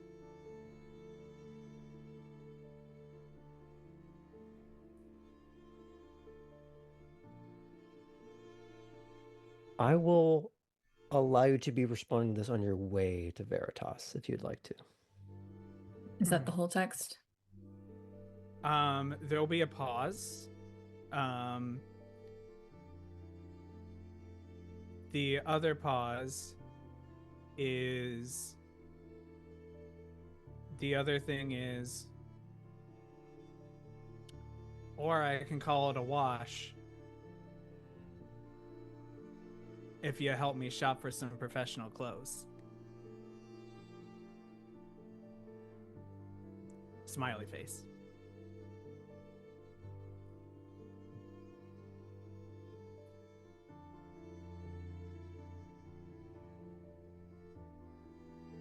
It's gonna take a minute or two. She's got to wait to get to a red light. Or wait till she pulls into the parking lot. So it might be even a couple extra minutes. And you're just gonna get a... Send me your PayPal.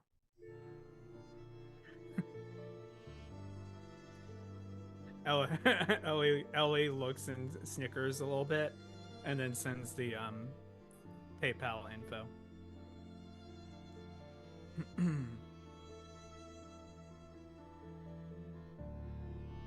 Okay, you that's immediately get a notification back that it's been sent.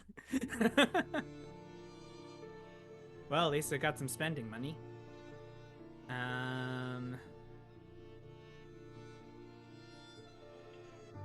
So Ellie's going to...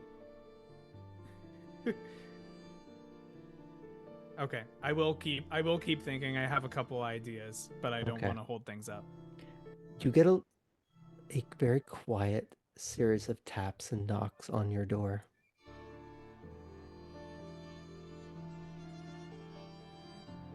Who is it? Ring around the rose. And we're going to cut from there. Not again, Alice. And I think on that note, we're going to go to break. See you soon.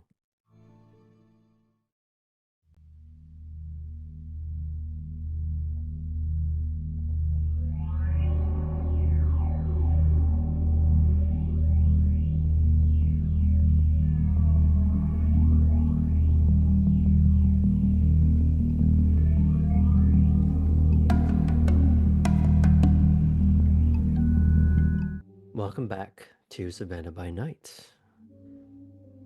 Some of our kindred have had some spooks and misadventures going forth this evening, and the second half will be no different.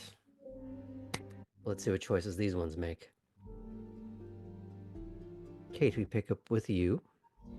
You have just dumped your recently acquired manpanion into the back of an Uber and sent him off home. And you get on with the rest of your night, like the hard as nails lady that you are. You have responded to a text or two from Elli, who've called in their debt on you, and you were sharp to not play games. We're done with it. No one knows anyone anything. And I'm sure you will process the fact that they have your number at some point. Mm-hmm. That one's going to take a little longer to figure out the best thing to do. But I'm sure over the course of the next couple of hours, in the classroom setting at Veritas, going through processes, ways, means, procedures, and the inevitable minor exam you have to take at the end. Question 1, do you group chat sensitive information? Hard nope. Nice. We got some hints for that. Anywho. Actually, I'll let you do a little roll. Okay. We're going to go with intelligence and make me an argument. What is this for specifically? This is for your test at the end of this part of orientation. So this is a written exam. Mm-hmm. Probably more written multiple choice, but should be fairly easy for you. We're even going to put this at a 4. Let's just do academics. This is recalling information. Okay.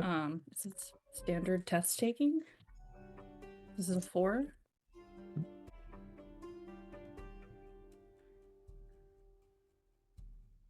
Okay.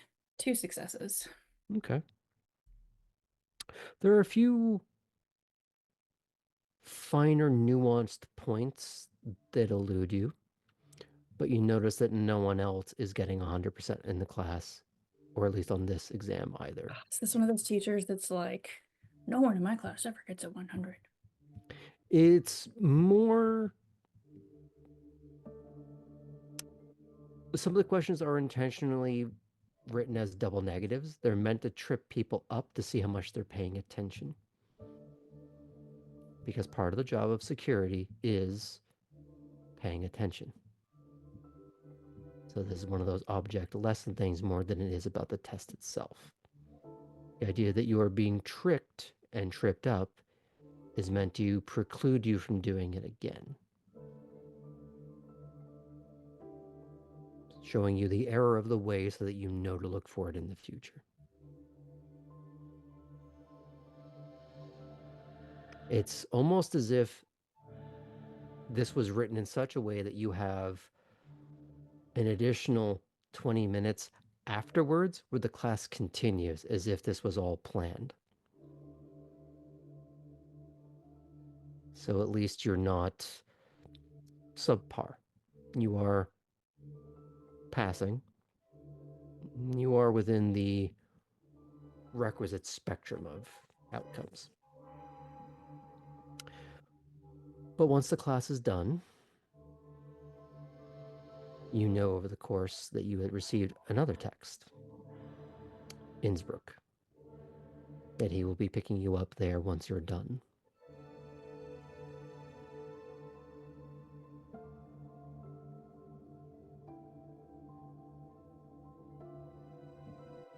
So the question is, do you get changed, or do you... I will just grab those extra pieces out of my car, the non-reflective jacket, the gloves. I will say before heading to Veritas, I would have gone ahead and pulled my hair back. Mm-hmm.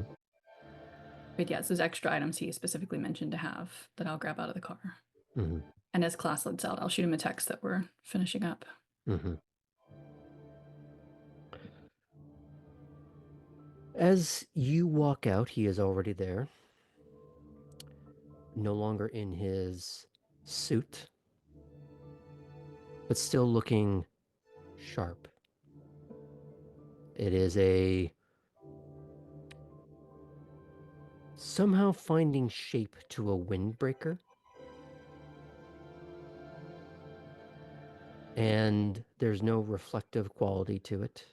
It is almost felt like, in terms of specularity, it is completely matte.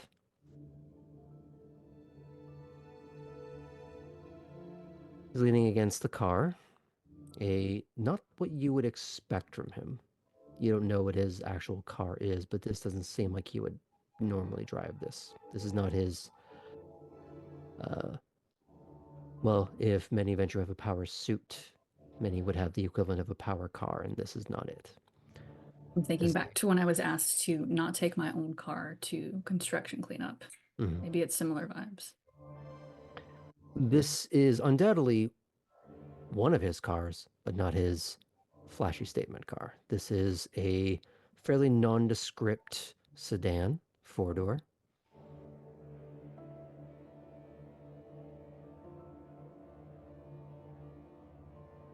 Dark. Kind that you really wouldn't pay second glance to. Ready to go? Should I keep the firearm on me? Not tonight. I'll go lock that into the car. Mm-hmm.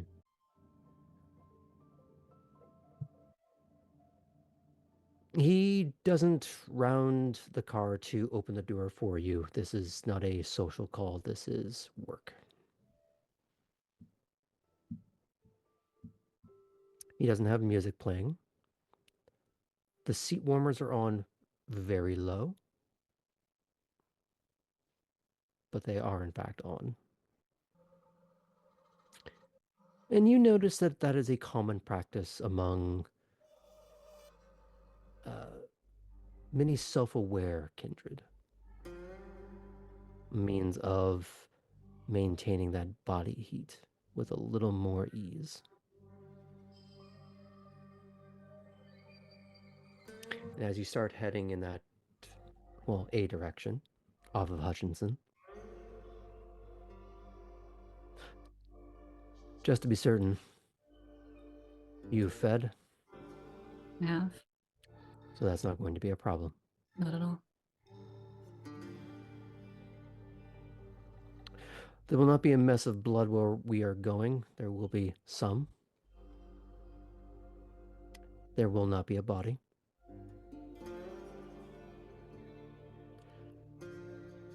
There will be work to do. I will be having some of my staff meeting us there. This is not a two-man job. Is this a kindred-related situation? No, I'm not going to start you on hard mode. This is mundane. But the key point of this is discretion. Well, the situation has been dealt with in terms of funerals already happened.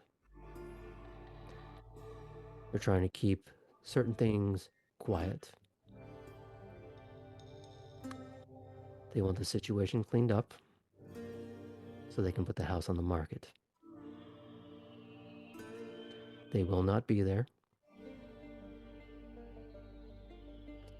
This is a, well, not for you, rote task. But if you stick with it long enough, it will be. Any questions? Not at the moment.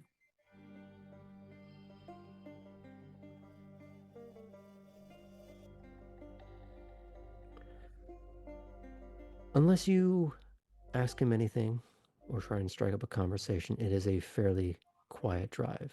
Now, for you, whether this is companionable is for you to decide. For him, it is professional. I have a question for the storyteller that might lead into a character question. Are we attuned to like a heightened sense of smell, or is that only certain kindred? Heightened senses is a Auspex ability. Mm-hmm. However, depending on situation, I may allow you to roll for certain things. And if I find it thematic, I'll play into it. I'll ask him then on the drive over. Doing what you do, smell ever a problem? Only if I'm stupid enough to not have fed. No, I mean as far as stench, not hunger.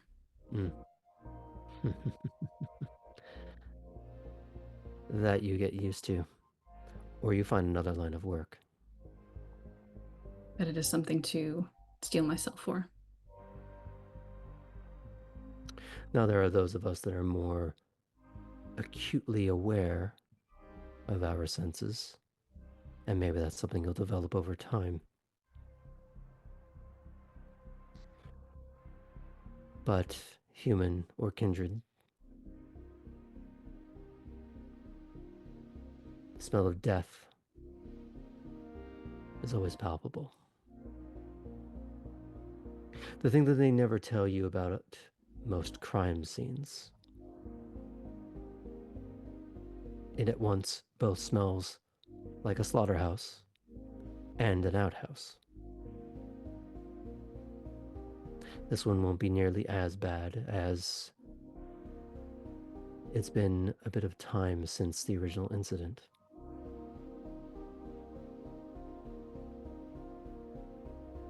But being what we are, you'll catch glimpses of it.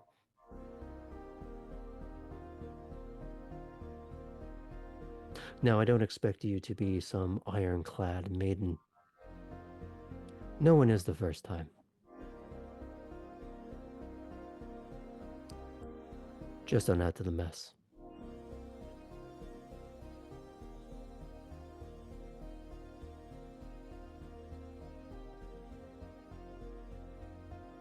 Do you have anything else you want to ask him? Okay.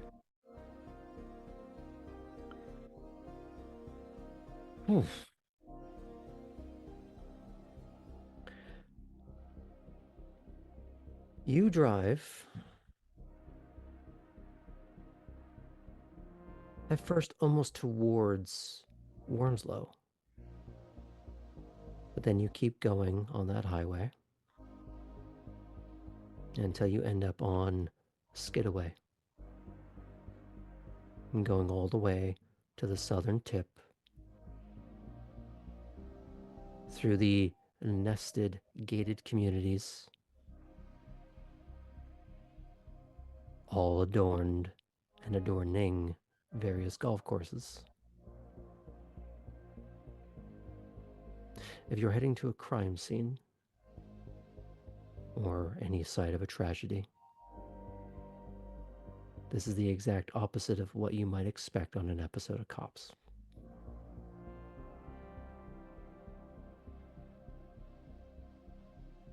You eventually pull up to a fairly stately looking manor behind faux stone and gate and modern wrought iron gate. a long driveway. While not a McMansion, but not a centuries-old home either, but it is in good taste. It looks like it at least comes from maybe not old money, but sensible money.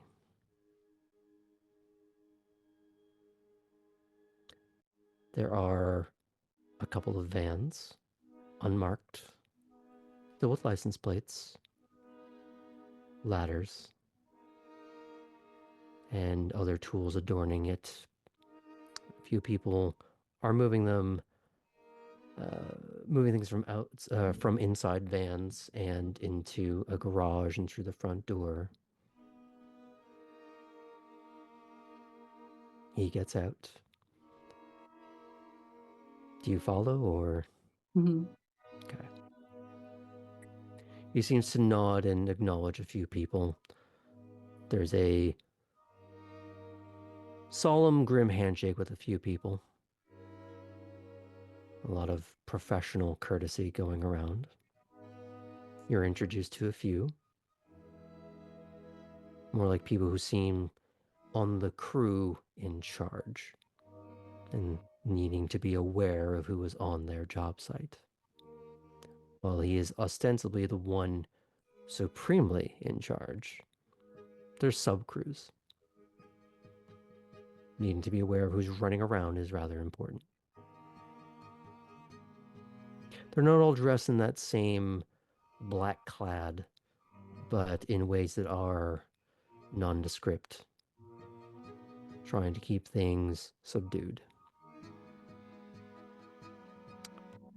Some of them are moving things out of the house and into an unmarked style moving van.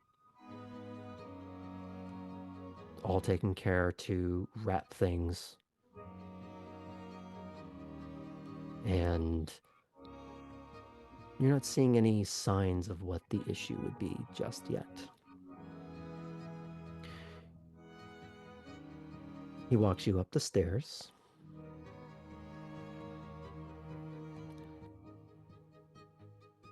Several doors down, towards the back of the house. His hand reaches for the knob. He stops and looks at you. I would ask if you're ready for this, but you aren't. I would be surprised if you were. Concerned, even.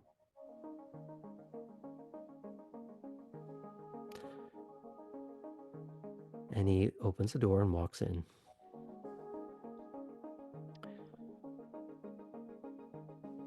The posters, the style of sheets and other adornments in the room suggest a girl, college age, a few trophies, few things from SCAD lying scattered around the room. But what really hits you right away is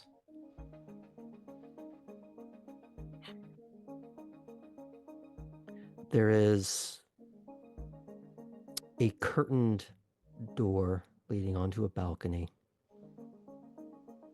And despite that airy architecture, the room still has this acrid, acidic, almost choking air in the room. And it's a good thing you don't need to breathe.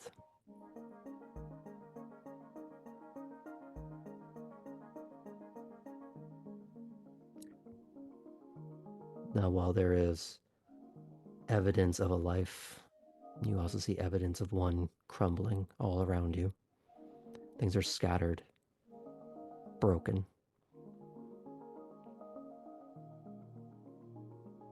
Do you want to make any observations? Yeah, I'd like to take a look around. Okay. There is no sign of struggle. beyond personal. You find a variety of paraphernalia, which we won't be describing in any detail.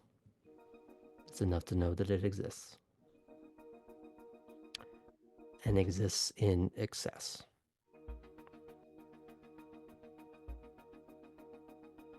This has obviously overtaken the rest of the room.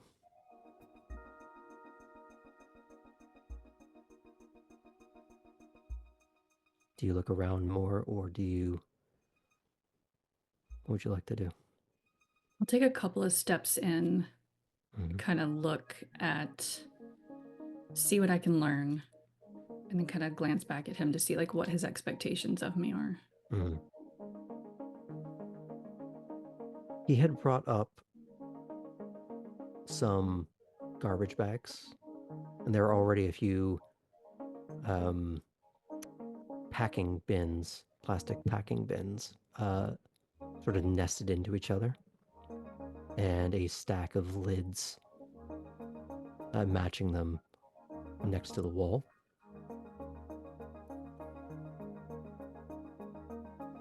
And you see him start to, not unceremoniously, but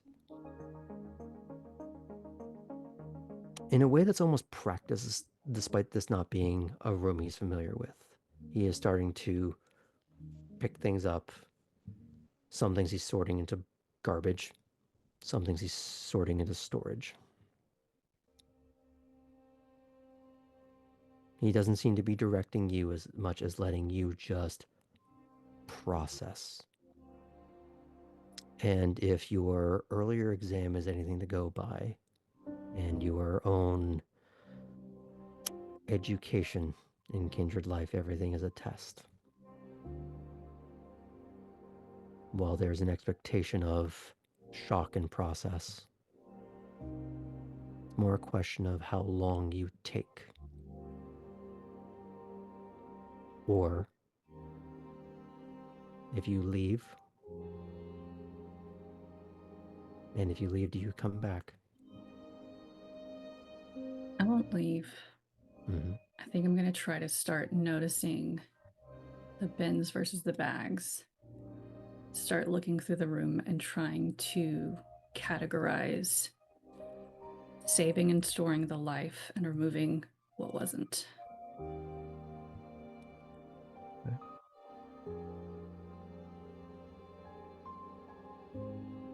It's a fairly methodical, time-consuming process. You know that in likelihood this would take more than just minutes or hours. And the people downstairs have probably been at the house for a few hours already. The room was left on purpose. Or they purposely avoided it.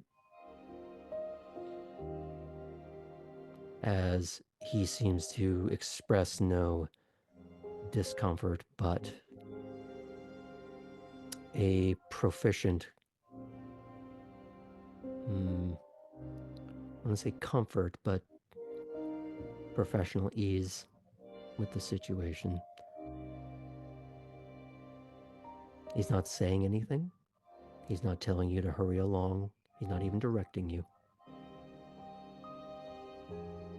Is there anything in the room which would, try to put it in a polite way, need a more methodical cleaning or removing?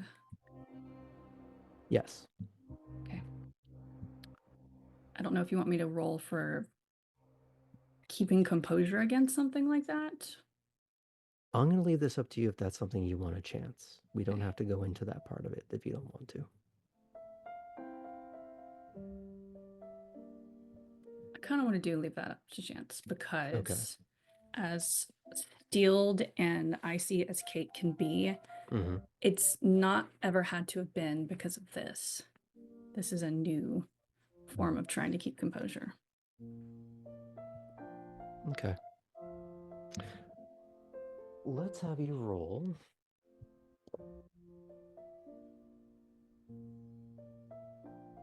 Before we go into this any further, while we did discuss before the start of session the nature of this scene, we are going to do a little double check to see how people are feeling at the moment. So if I can just get a thumbs up or a thumbs down. Okay, thank you.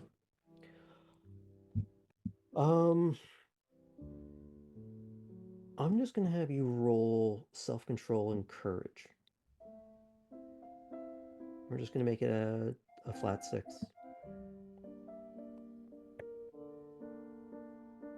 I don't know what those tally up to, but tell me now if you want to do a willpower spend.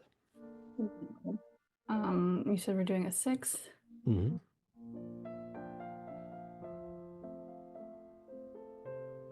3 successes. Nice. Through the collation of someone's short life into various bins or garbage bags, beginning to rip up carpet, that would be just the easiest way to get rid of the unfortunate memory left behind of said things. Eventually, despite your lack of necessity for breathing, you do feel the inkling of wanting to step outside for a minute. You don't have to. The urge is there. But you can push through it if you would like. You're not feeling the need to retch, you're not feeling a panic attack, but just a moment. But you choose if you're going to allow yourself to do that. Yeah, I think whether it's after tying up a bag or putting a little in a bin, stepping out onto that balcony for just a second, taking what would have been the equivalent of like a deep breath, and then stepping back in. Okay.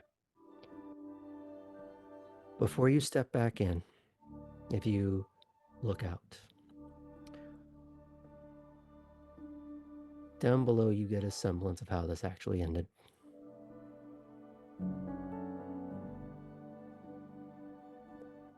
That the final moments happened not in that room, and there was a reason the balcony door was open. And no one has had the heart or the emotional fortitude to come in and close the door since.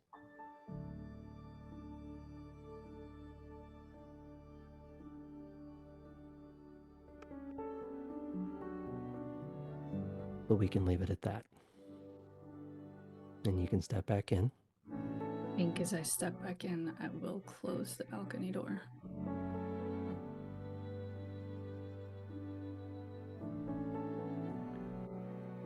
Now, I'm assuming you go back to diligent work.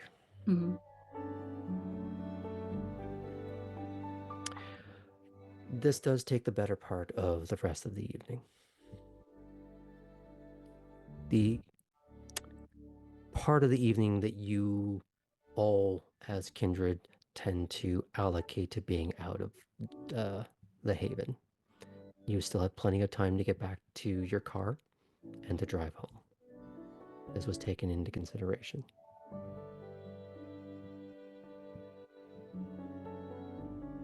Do you say anything to him during the process of this or on the car ride back? I think on the car ride back, it'll just be be silent for a while. Mm-hmm. Thank you for the chance to see what you get to do.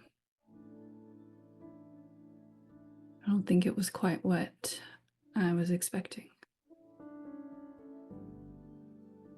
It never is. And yet after a while, it both is and isn't.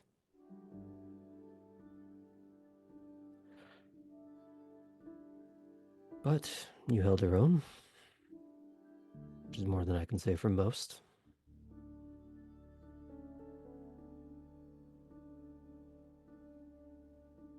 Now the question is,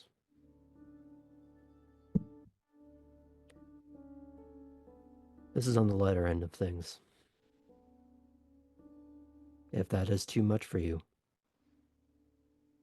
I will understand and respect that. But I need to know. Because it only gets worse from here. Have a night to think about it. Take all the time you need. I do not want you to rush an answer and regret it afterwards.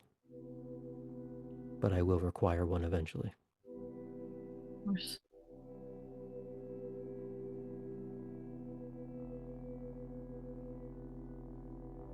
You say or ask him anything else?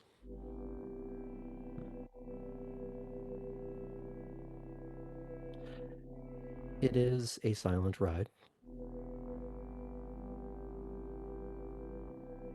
You do hear his phone get a couple of texts that he does not answer.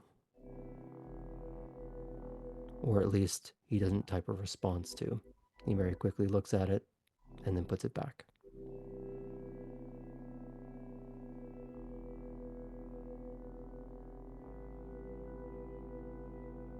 When you finally get into a more natural rhythm of proper roads and not just the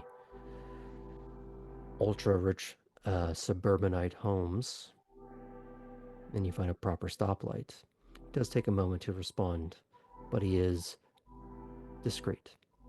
You are not seeing what he is texting to anyone or who it is. I'll even be polite and look out the window as he does. Eventually, you do get back to Veritas and the parking lot.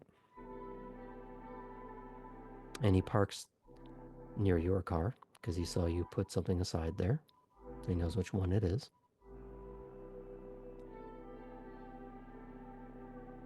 And he doesn't just let you get out and hop over to your own car. He does get out with you.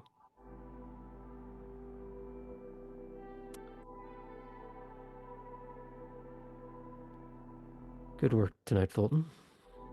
Thank you.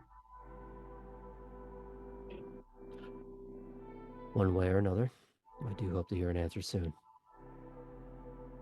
And I will respect whatever it is. I just require one. Thank you. You will hear back. But I want to make sure I give it the appropriate time that it deserves. As one should. Have a good night. Good evening. He will get in his car.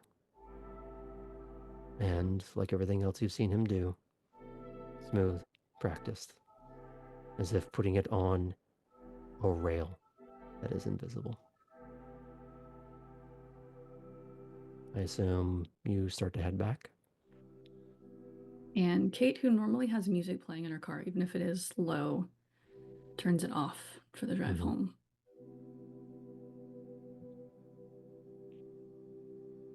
Is there any kind of group chat or anything that she engages with? She'll glance to see if any came in throughout the night. I know pre-getting her teeth knocked out, Tabby was going to send one, so I don't know if there's something that we can wrap back around to later for Kate to look at and potentially answer. We can do that now if that's something that Tara wants to engage with. You're if you unmute. The teeth removal was real. I like to think that it has taken this long for Tabby to recover. But once she has finally gathered herself up again, there would be a private message to Kate. Hi, Miss Fulton. I would like to collect on those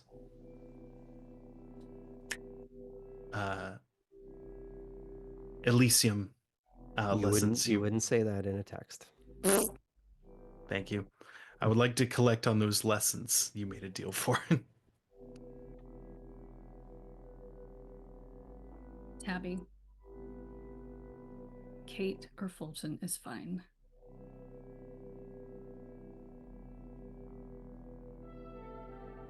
Understood. I'll check my schedule, but I promise to get back with you. Thank you. Have a nice evening.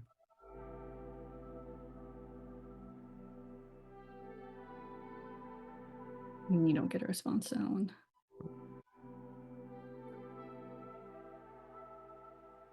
Now we'll do the brown table afterwards. Is it okay if we pan back from that? Okay. Slight tone shift as we pan over to Poppy. Woo! Understatement. You doing okay? Okay. Now, last we left off, we had, well, off was certainly an appropriate word. Correct. There was a little life drawing private model moment. Is that true, or is that just more of the joke that you wanted to leave off with at in the last session? No, that's totally true. I think Poppy would find a great delight in posing. Mm-hmm. Yeah. You would find that she would have been very shy, obviously, to try and get you to adjust any particular pose, and it is very much up to you to arrange yourself. Right. Even when there's moments where she wants to do some kind of adjustment, she's just yep, and she just goes right back to it. I think Poppy will do her best to make her feel comfortable as much as she can, and hope that in the more charitable is not the word I'm going for, but it's the one that's coming to mind. In the charitable mind of Poppy is that this is really good for her. I'm glad she's doing this. While she's just having, a fun night, and getting to feel a little more like herself blood-wise. Yeah, so she's doing her best to make her feel comfortable and then uncomfortable in other ways. Mm-hmm. Yeah. Oh, you would see that her cheeks look like they want to burst. Yeah. I think at some point after it's been maybe, she's done a few figure sketches of Poppy, Poppy will say, okay, now it's my turn.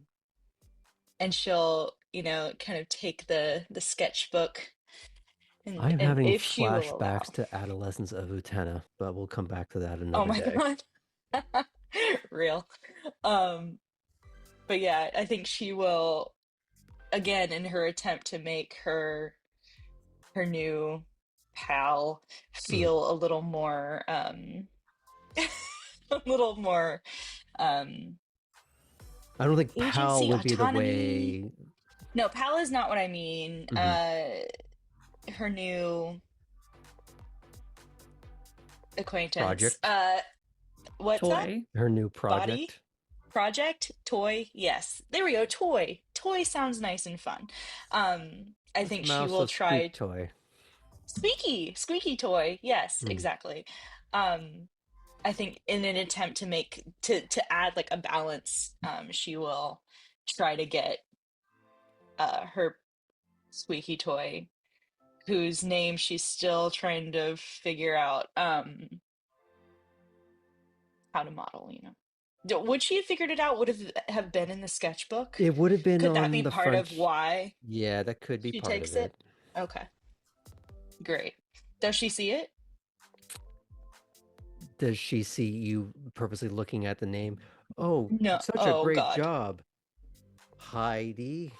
Heidi? That's how you pronounce it, right? I would like to pretend that Poppy is a little more smooth than that. She is.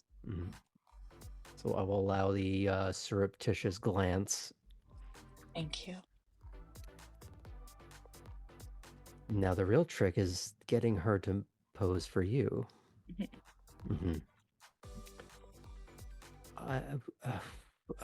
What? Well, I mean, you're the artist. You should know what it's like to be on the other side, right?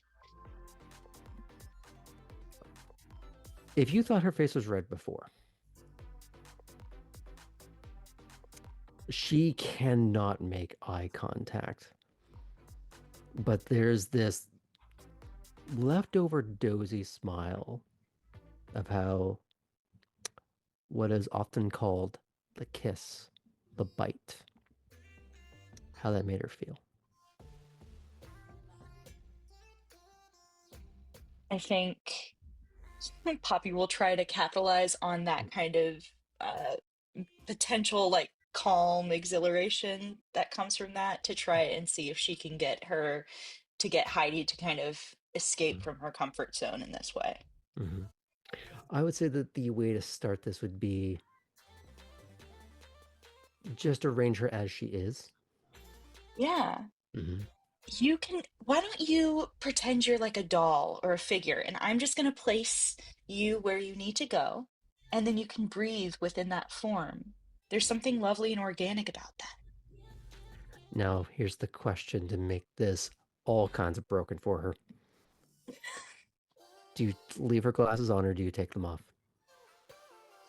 Oh. I think she leaves the glasses on. With the goal They of that suit being her. the only thing eventually? Potentially. Mm-hmm. Potentially, if she's down. Of course, consent is key in this aspect, though I will steal her blood. You already In have. this aspect, yeah. This is being a vampire is weird with morals, but yeah. It's a lot of gray. Yeah, it is. A lot of gray. This would take a bit of cajoling, but the idea of starting with clothes modeling would be the vector for this. I'm going to have you do 2 rolls. Okay. One is, I guess craft? Maybe? Crafts? I got nothing in crafts. Really? I thought that's where all your artistic expression went to. You don't have anything there? I don't. That is peculiar. That's funny. I did go to art school. Mm-hmm. I think we're going to have to take a look at that because that might be a goof of some sort. Probably. That's probably my fault. Because I would have... Yeah, that's strange. I would have thought... So where did you put everything? Would that be in performance? Performance and etiquette. Okay. But that has to do a lot with how she was trained in her new on life, I think. Until we address this, I'm going to treat performance for now as your crafts. Okay. And we'll sit down maybe over the weekend if we get time and... Sure. Yeah, that's fine. I think that might be somehow... You can judge it.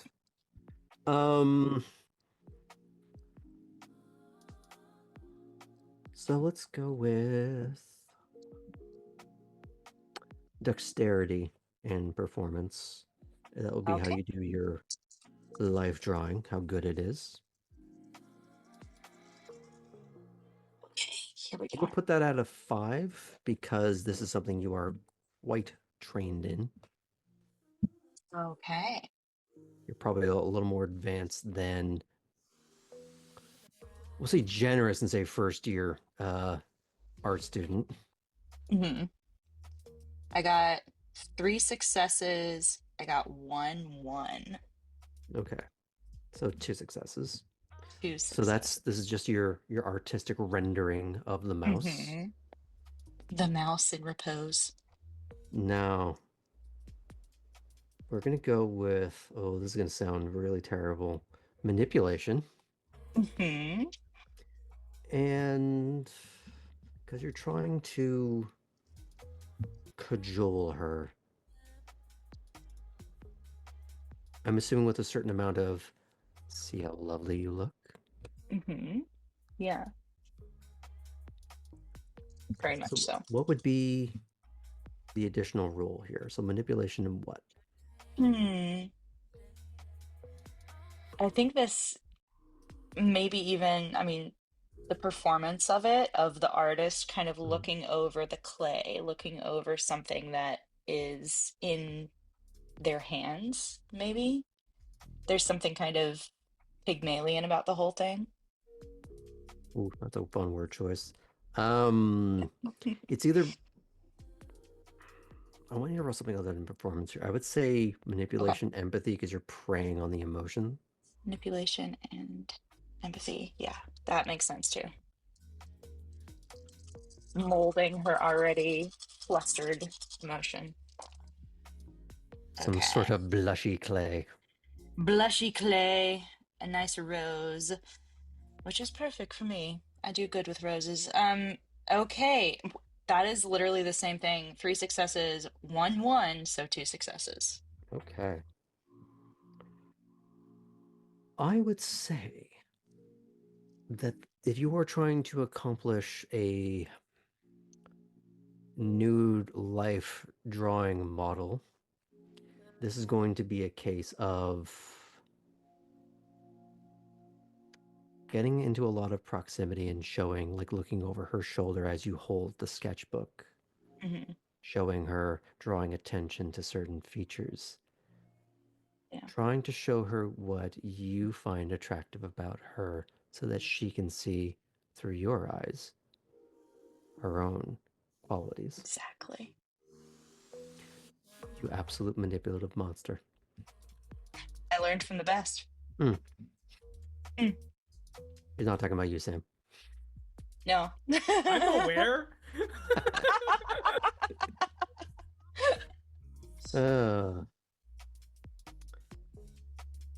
What would help her is like and like. A little bit of mirrored lack of clothing. That would be the way of luring her into a certain amount of, not maybe confidence, but comfort. Certainly. Confidence I would have come heard of later. artists who paint portraits in the nude. And they're like, do you mind if I do a nude portrait? And the person's like, oh yeah, that's fine. And then the artist takes off their clothes. I have stories about that. Yeah, I went to theater school. We had a weird semester. Lawsuits are not uncommon in the art community. We're going to leave it there. There it is. Okay. But it's different when people are of mutual interest. Correct. So eventually there is a mutual disrobing. And I imagine for a little while, maybe not a long while, each of you holding different sketch pads, her hiding a little more behind hers, but just a little more sheepishly giddy as she looks over and she's trying to draw you. Now this game goes on back and forth for a little while, but that's not your aim for this evening. No, we have a party to get to. But now that you have stripped her down to her essence, now's the fun part of getting her equally tarted up with you to go out. Exactly. I think if she has a computer or a speaker or something in the room, Poppy will, once things have kind of stopped with the sketching, we'll put on some music, like just, typical pump up, let's go out music. Maybe it is the Brat album because it's an excellent album, and this would make sense for our time period. This is a period piece. So I think she will put that on and we'll commence with the kind of montage of her helping her maybe put on like a tiny bit of makeup, not too much. Less is Says the more. person in full beat, but not like a crazy amount of makeup, something that really enhances her natural vibe. And then the outfit that they had picked out earlier. Which was, I guess more like, it was like jeans, but it was like a created crop top out of something she already had. Yeah, it was jeans, and then there is an ant crawling on my desk. Hold on, I'm so sorry.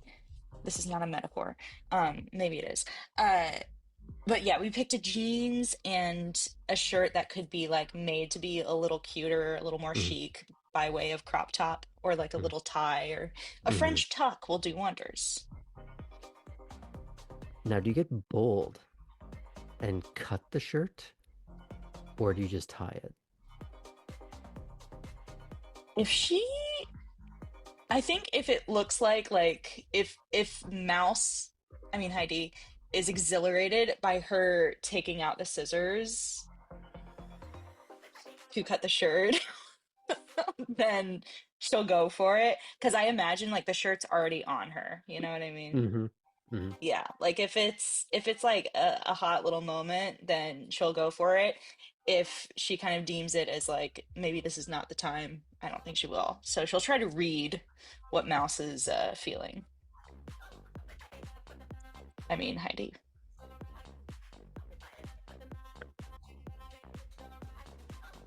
I think it's a case of how much eye contact you give her while you engage in this behavior.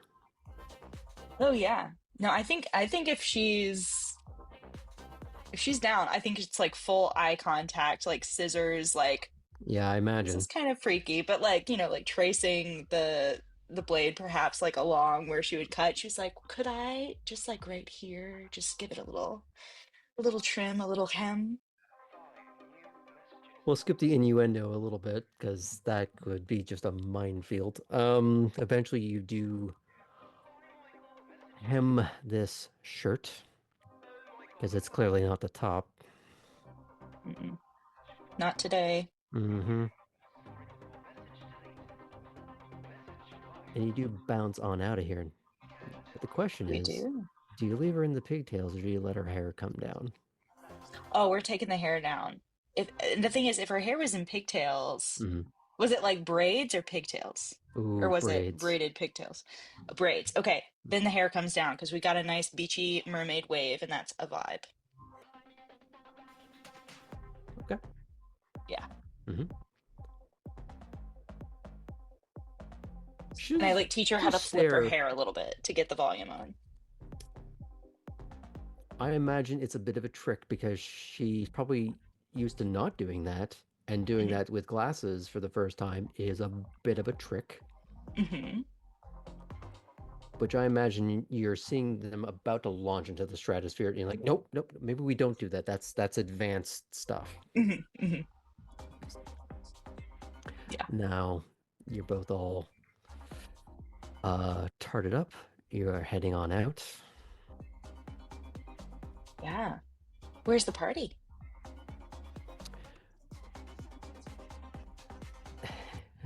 And she kind of nervously because she realized like, oh, the fantasy world is over now. We're going outside. Her dear Real. penthouse moment is over. And she has to lead you across campus Mhm. to a different residence building. And she's trying not to reach for your hand, but she's also feeling just a little self-conscious the second that the air hits her skin. And she's sort of doing that like hug one arm around her kind of thing. Oh, that's we're not gonna have that. And Poppy will actually say that out loud. She'll say that, go, oh, we're not doing that. And she'll grab her arm and like pull her in closer. And much like your very first interaction with her at Chuck's bar, there's that little like giggle squeak. Aptly named Mouse. And you make your way across campus. And you realize that the reason you're not seeing a lot of cars is because there is an actual parking structure rather than parking along all the buildings. Nice.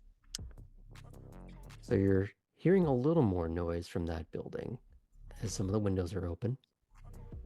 And it seems more like maybe everyone at the hive of SCAD, they're at this one building right now. Or at least whoever is here for the summer. Very cool. And you see some of the rooms are throwing lights. Like somebody just hooked up like a leaf light or something to whatever awful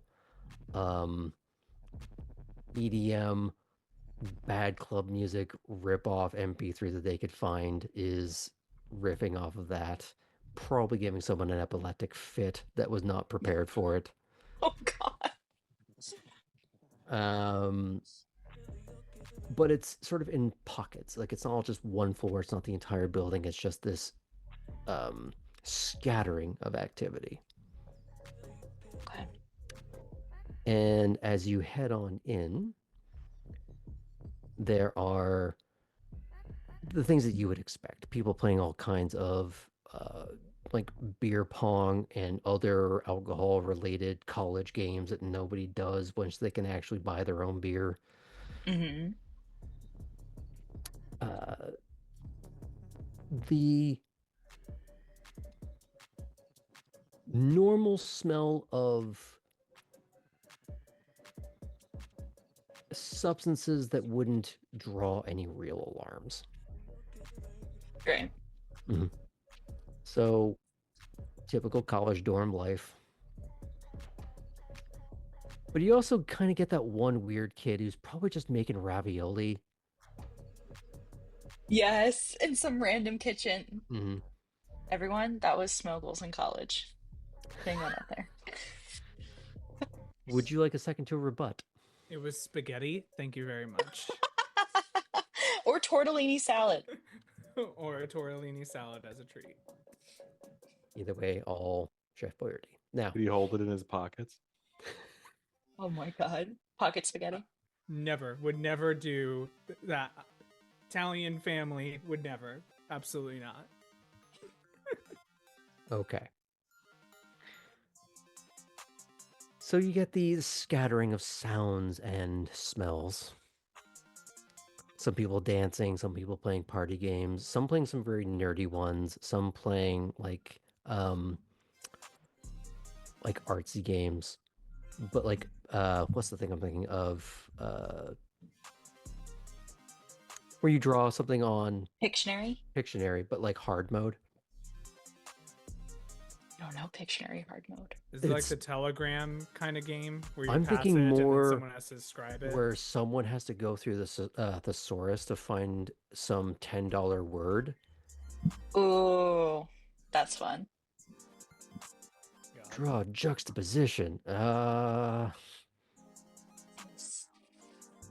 actually sounds really fun. Yeah, I had to do that in high school. It sucked. I hated art class. So I'm taking it out on this building here. That's fair. But you find scattered pockets of parties and some people that she knows. It's not all one party as much as it's one amalgamation of micro parties becoming one sort of undulating or I was gonna say orgasm. That's not the right word. Organism. No, that was earlier. That was with your scissoring, we got it. We get it.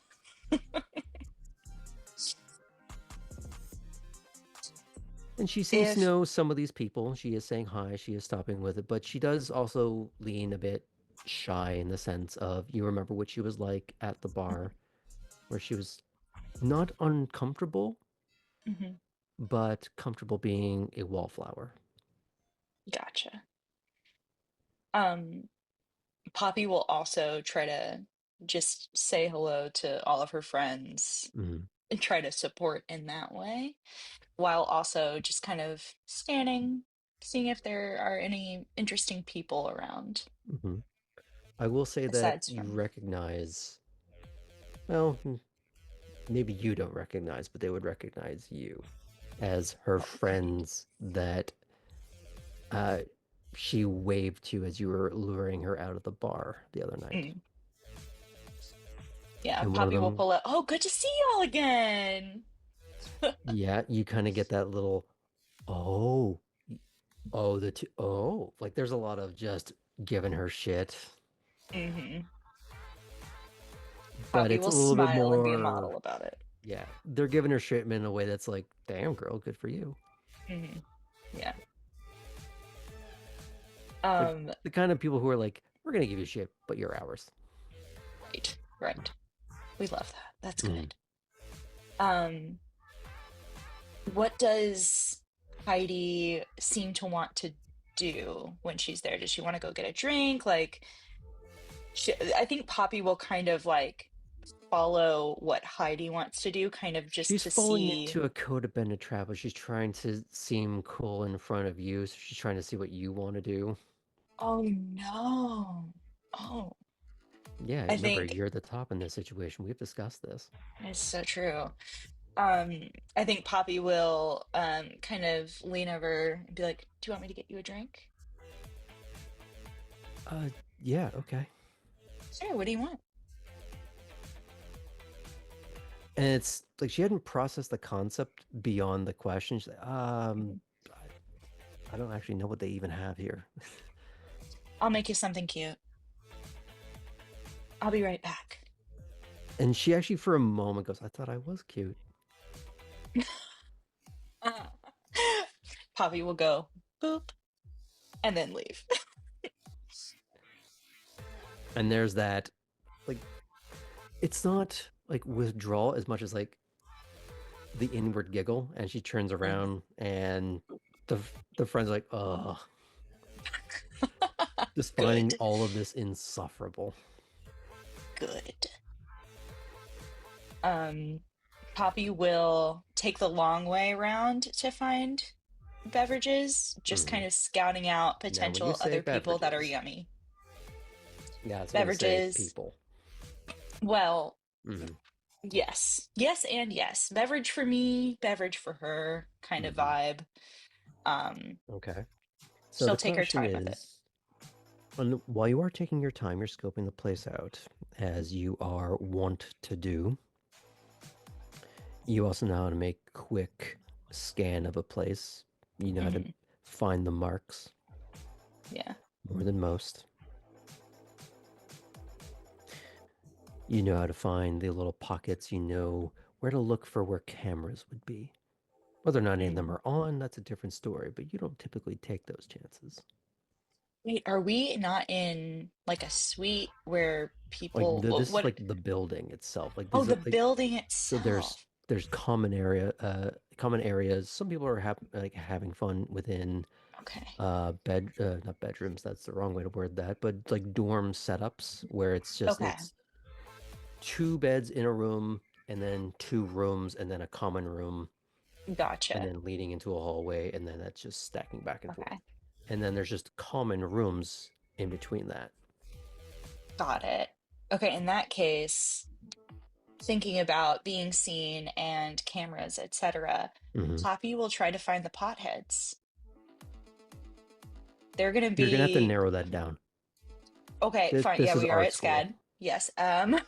Poppy is trying to find the room in which people are congregating for that activity of smoking the devil's lettuce.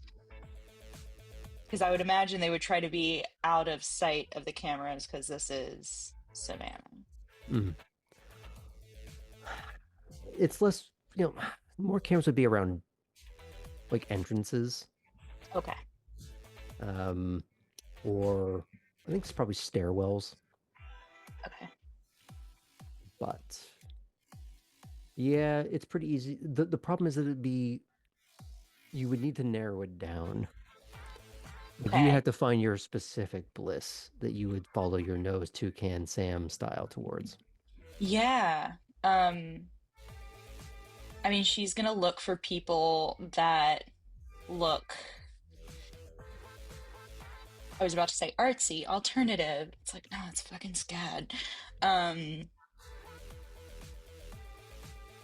Like chill. She's looking for You find that one kid making the ravioli. yeah, that's exactly who I want to see. Gotta see a man about some ravioli. It's a good sign. Well, you want to get some of that ragu. Don't we all? Don't we all in this economy? Yeah, so she'll sidle on up to the person making ravioli. He seems to be doing this in the kitchen of his like common room dorm, or his dorm's common room. And he's doing it in large batches as if he's just doing this for the whole floor. It's Like amazing. maybe he got into a vibe and somebody like, hey man, I brought you mine. Could you make the whole thing? Like, yeah. Like, or that's his contribution to the party. So he went out and just scammed a whole bunch of cans of ravioli and he's making it as just dorm stoner food. My hero, Helena, in real life, my hero. There's I also think the smell she'll of garlic because he's going pro mode. He's making garlic bread, like stacks damn. like of garlic butter on normal like sandwich bread in the oven. It works. He's mass producing this awful.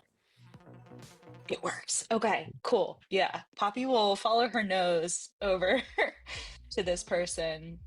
And from behind, we'll say, oh, you have your priorities straight, don't you? Hell yeah. How long have you been camped out here over the stove? I don't know. I lost track of people bring me the stuff I need, though. I don't need to go nowhere. You do this at every party? Every party that happens here. It's a lot easier. That's amazing. Besides, I get girls like you wandering in all the time, so it's clearly working out. Listen, as they say, you know, the way to a girl's heart is through her stomach. You audible? Absolutely. Around these parts, they call me Chef Boy Howdy. I'm sorry? I said that out loud. You heard it. Don't make me say it Boy again. howdy. Boy howdy. Boy howdy. Okay. Is there another name by which you go, or is this just your persona this evening? You see this kid kind of deflate just a little bit because he tried to take a big swing and it did not work. Mm-mm. It's Todd. We're gonna go with boy howdy, I think, baby. Oh, all of this works so much better in my head. And he's just turning towards this rote task so he doesn't have to make eye contact. Poppy will kind of, with her bowl of ravioli, Mhm. kind of lean closer to be like, hey, do you know where I could get some weed? You're in a college dorm, man, like everywhere. You know, but like, is there someone that has the good stuff? You want a little oregano with that ravioli? Because Todd.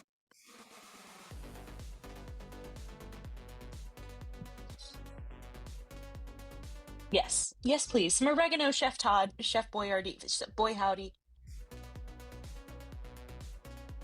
Okay, first it was cold, now we're both making it weird. All right, you got cash? You know. I mean, yeah. So- Are you the one with the fresh oregano here?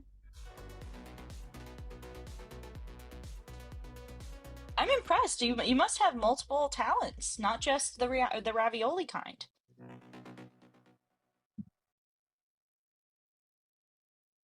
You a cop? Do I seem like one? A little bit, yeah. Sorry, I'm not from here. I'm from Connecticut. She like rolls her eyes. I would say roll like for deception, but no. No, she's No, just from no one would Connecticut. say that as a lie. Yeah. It's embarrassing. It's almost as embarrassing as someone calling themselves Chef Boy Howdy. It's true. Yeah, so he We're just one goes, for one. all right, how much you want? And as long as you got cash on you, he will deal. Great. Now the question is, with this exchange, are you looking for more of a liquid currency at the moment? More of a liquid currency at the moment. Are you going to go feed on this guy or not? I would like to, Mm-hmm. just because it's gonna feel great. Yeah, it's just all weed and ravioli. Yeah, like that's gotta be good for you, you know? Yeah, I think she will and be like, hey, when you get a second, we can go like light up over here. Wherever she'll gesture in a general direction.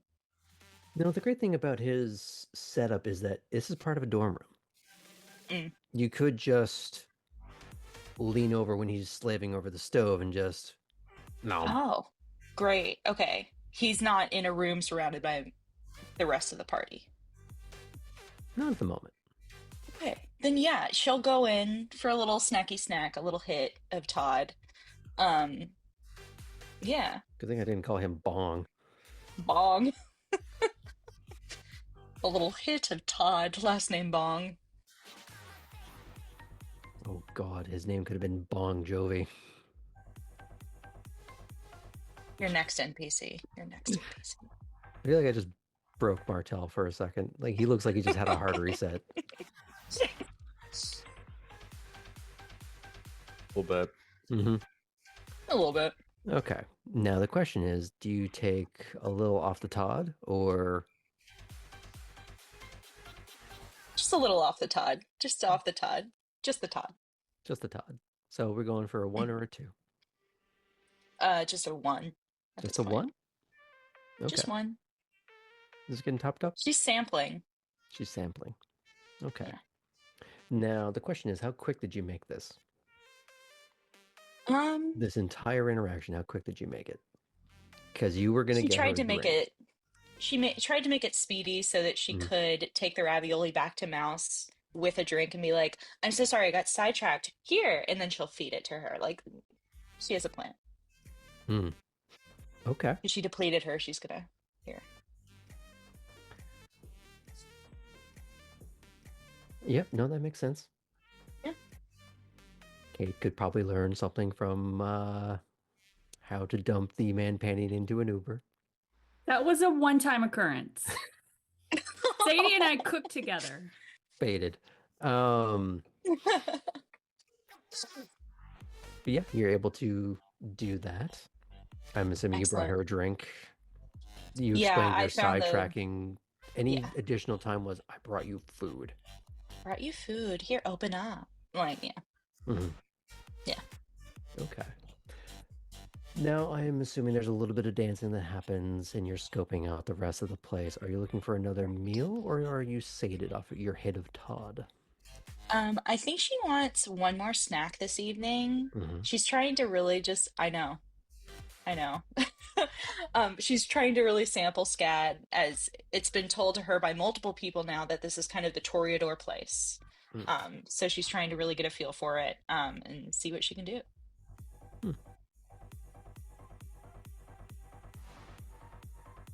Okay. Yeah. We're just gonna make this a simple. I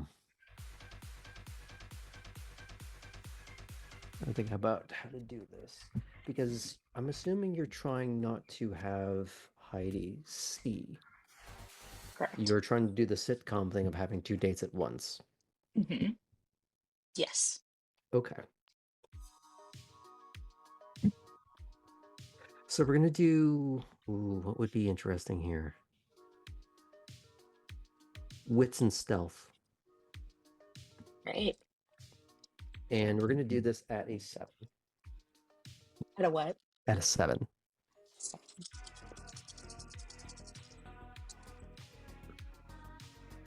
Okay.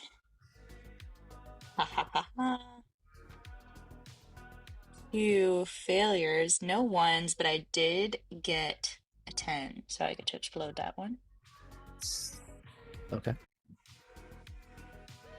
Sorry, can you say that again? I feel like I brain farted there Had for a second.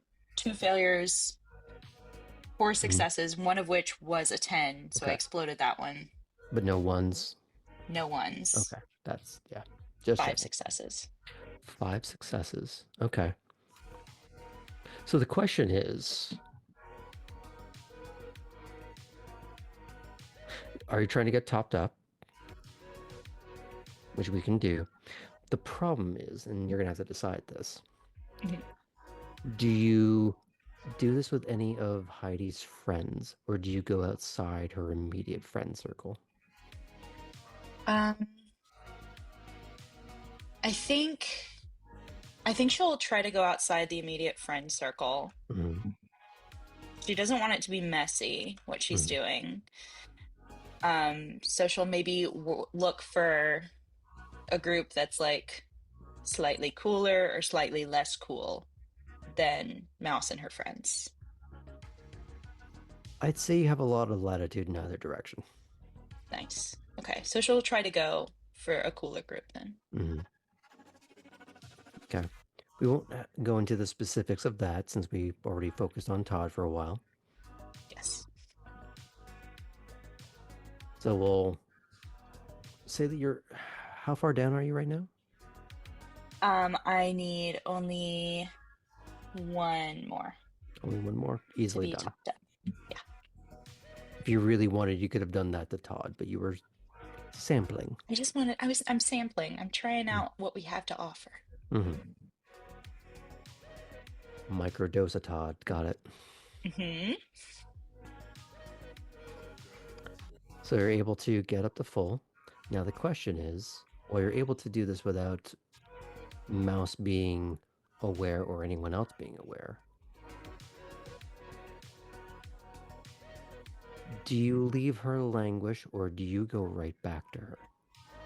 Oh, I'll go back to her. Mm-hmm. I'll go back to her. Yeah. Because what I'm trying I'll to spend figure their- out, yeah. is whether or not you are using her to socially climb. Are you abandoning her at the party and using her as your ticket in? Or is She's she less like my or is she your ticket girl? in. She's my membership, right? She's not my ticket, she's my membership. So she gets me in and she's going to get me into other events and other things. And then if I wanted to upgrade my membership at some point, I will. But right now, I'm making sure that I'm seen in some ways and that others are.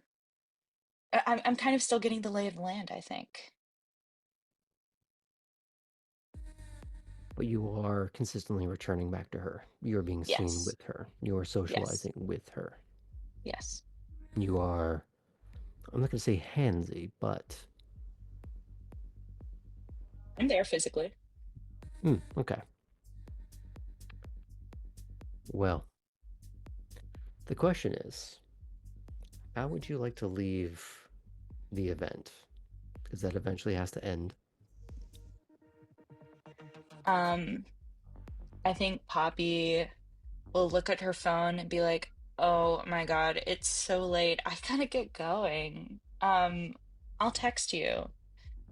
This was really fun. It was great to see all of you again." To the friend group. And she'll leave.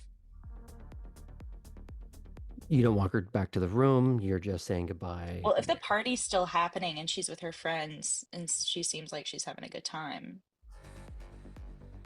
But if the party's winding down, she'll walk her back to the room. It's winding down in Safety. pockets. Okay. Then she'll ask you, "Hey, do you want a walk back to your dorm?" She's very quick to say yes. Great. Yeah, so she'll escort her back to the dorm. Won't come in to the room. And we'll give her a lingering kiss on the cheek and say, "Au revoir, mademoiselle. I'll text you." Okay. And I think the final shot of tonight's session will be of her sitting down on her bed, lying down, and flipping open the sketchbook.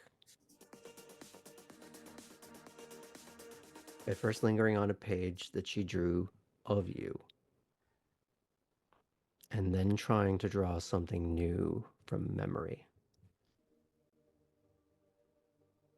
Or wish fulfillment, who knows? You're not in the room to know. But we'll do a very quick amount of going around the table and getting some final thoughts. As we will be finishing out this evening, and we'll be picking up with the next night on the following week. Let's start with Poppy. How was it, girl? She had fun. That was very fun for her. It's nice to feel like she's on top, pun intended, I suppose. Um, and feel like she has control of a situation and like a large group of people in a way that she's able to kind of wade through um, with ease. And I think that's a nice juxtaposition to how she was feeling um, when she first entered into Wormslow and Elysium, where it was, stuttery and stops and starts. Whereas in this kind of situation, she goes, no, this is fluid. This is exactly who I am and what I'm meant to be. So I think she's feeling really affirmed in that experience as she's driving away in her Lexus. Yeah. Has it entered into her head yet? The patterns that made her being handed down. I don't think they have yet, to be honest. I think Helena knows this. I don't think she's aware of this yet.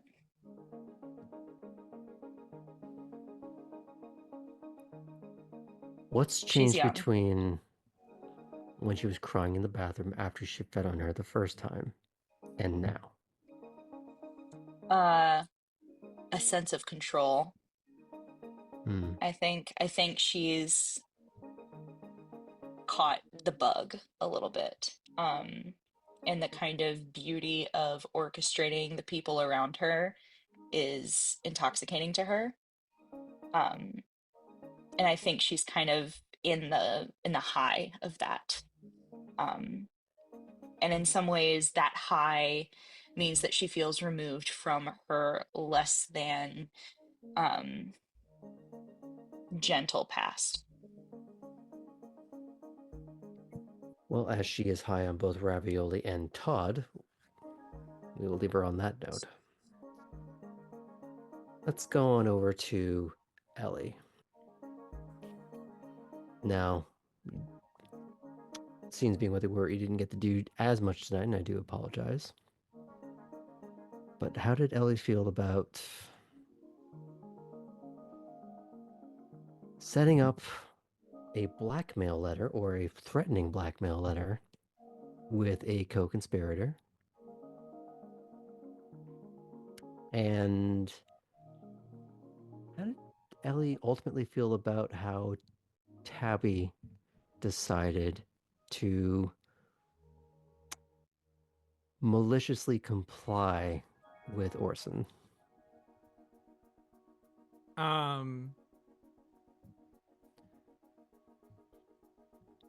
Ellie learned two things. One is that Tabby can be very fun to co-conspire with, and also is creative and in sometimes a little bit of a scary way in terms of thinking of solutions to things that Ellie wouldn't necessarily think of and or go to.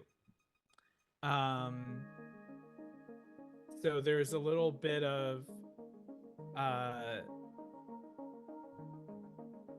there's a little bit of interest and also maybe a slight bit of fear there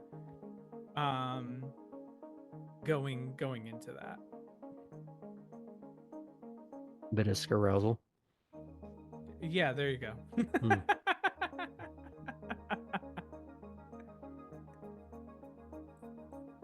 You have achieved part of a directive that has been given to you.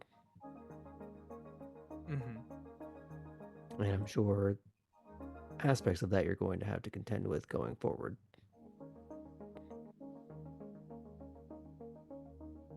Yes. And we can talk a little bit more about that off camera. But that's something Ellie's going to have to now consider. Yes. Let's check in with Tabby. It is not a night in Savannah if Tabby is not getting rocked in some way. But despite having a tooth pulled from her mouth, there's an ownership to it. It was part of a event that she decided to be a participant in, and in some ways won. Arguably, definitely didn't come out on top, but he didn't lose. Didn't lose. And tooth will grow back. It's not like she's posing for any cameras. So, felt good to reconnect with Ellie. Obviously, there's going to continue to be complicated thoughts there, but had a moment of actual just fun and conspiring. And did, at least in her mind, overcome what could have been a very dangerous interaction with spooky Nosferatu child. One thing that Tabby was considering was this child could just lead her to a place and then leave her there. And then enemies come out, it's like, what are you doing here? So surviving that and only losing a tooth was a win. Positive outlook. How do both of our Nosferatu players feel about the little Nosferatu girl that seems to bully them? Much neutralized, obviously still chaotic and dangerous, but didn't lose the initial interaction, which counts for a lot. As long as Ellie is in their room, they are safe. This is that childhood myth of as long as you're under the sheets, you're safe. And there's Ellie's like, she can't come in without permission. Yeah. It only applies to Alice. Alice is the only one who can't. Now, something to consider.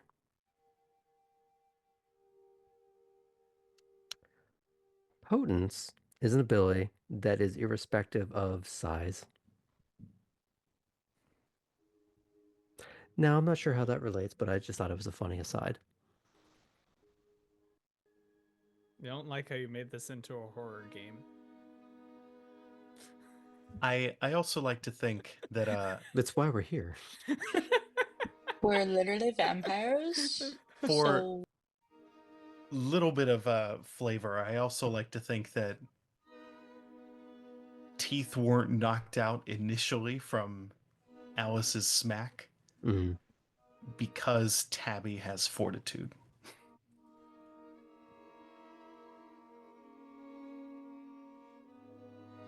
Yeah. Let's see how long it lasts. That's it. That's the only occasion where it will save her. No, that's a good headcanon. Saved her smile. Preserved it, anyways. Maintained it. Now, let's check in with Artem. Yeah, so bit nerve-wracking this night. This is the first time he's walked into a situation with like someone more on the elder side of the scale, where he didn't think he had like an advantage in any way. Like he didn't think he'd had a good word or anything. So he was very glad to pass that second test. And he'll be doing a lot more just like mimicking essentially as the night goes on, because he knows animals better than most people, but he doesn't know how to do this. This is like a more on the civilized side of animal ken, and that is not something he has a lot of experience with. So he's a little on edge, but seems like it's going okay. So he may not have like a positive word or it's like someone having spoken up for him, but he doesn't have anything going against him either. yeah. So in a way, it's more neutral than maybe he's been used to so far. Right. Worst ways to be. Mm-hmm. But no, that's. I'm looking forward to seeing how he progresses on that. Because we need a new neonate Disney princess. Damn right. If there's nothing else, I can move on. I really want to check in with Fulton and how all that was. So before Kate goes to sleep, she is going to sit down at her computer, open the local news page, and is going to read over every wreck, every murder, anything along those lines that has been reported. And then think about the fact that's not even what Innsbruck is cleaning up, because what he cleans doesn't get reported. Perhaps yes, perhaps no. You would be under the impression in that particular case there was a funeral, there was an obituary. And you also know that there's often euphemistic language with how such things are stated. But we won't be going into such details because that could be a little heavy. But that would be perhaps the next part of her study on the subject of looking at deaths, looking at certain patterns. Because you can't always make something disappear, but you can sanitize the reporting. And while that wasn't strictly what happened here, you know that's at least part of the equation with him. But stepping aside from those practicalities, how is Kate doing with the scene itself?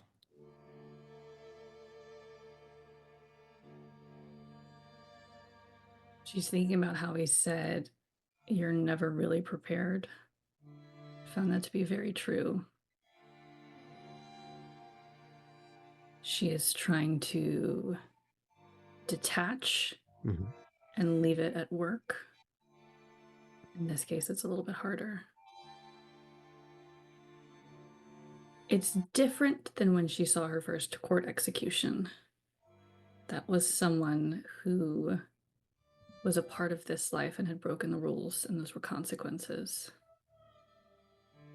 And the scene that she saw, well, you're going to have some people that say that's the consequences of those kinds of actions. It's very different. And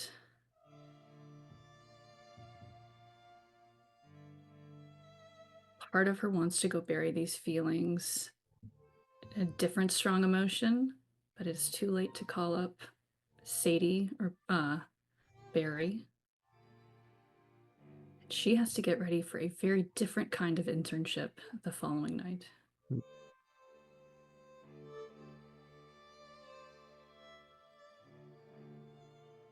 Well, we'll come back to the logistics of how such meetings are going to be set up. But in the meantime, if there's nothing further to add, we'll be closing out tonight. Thank you so much for joining us. We'll catch you next week.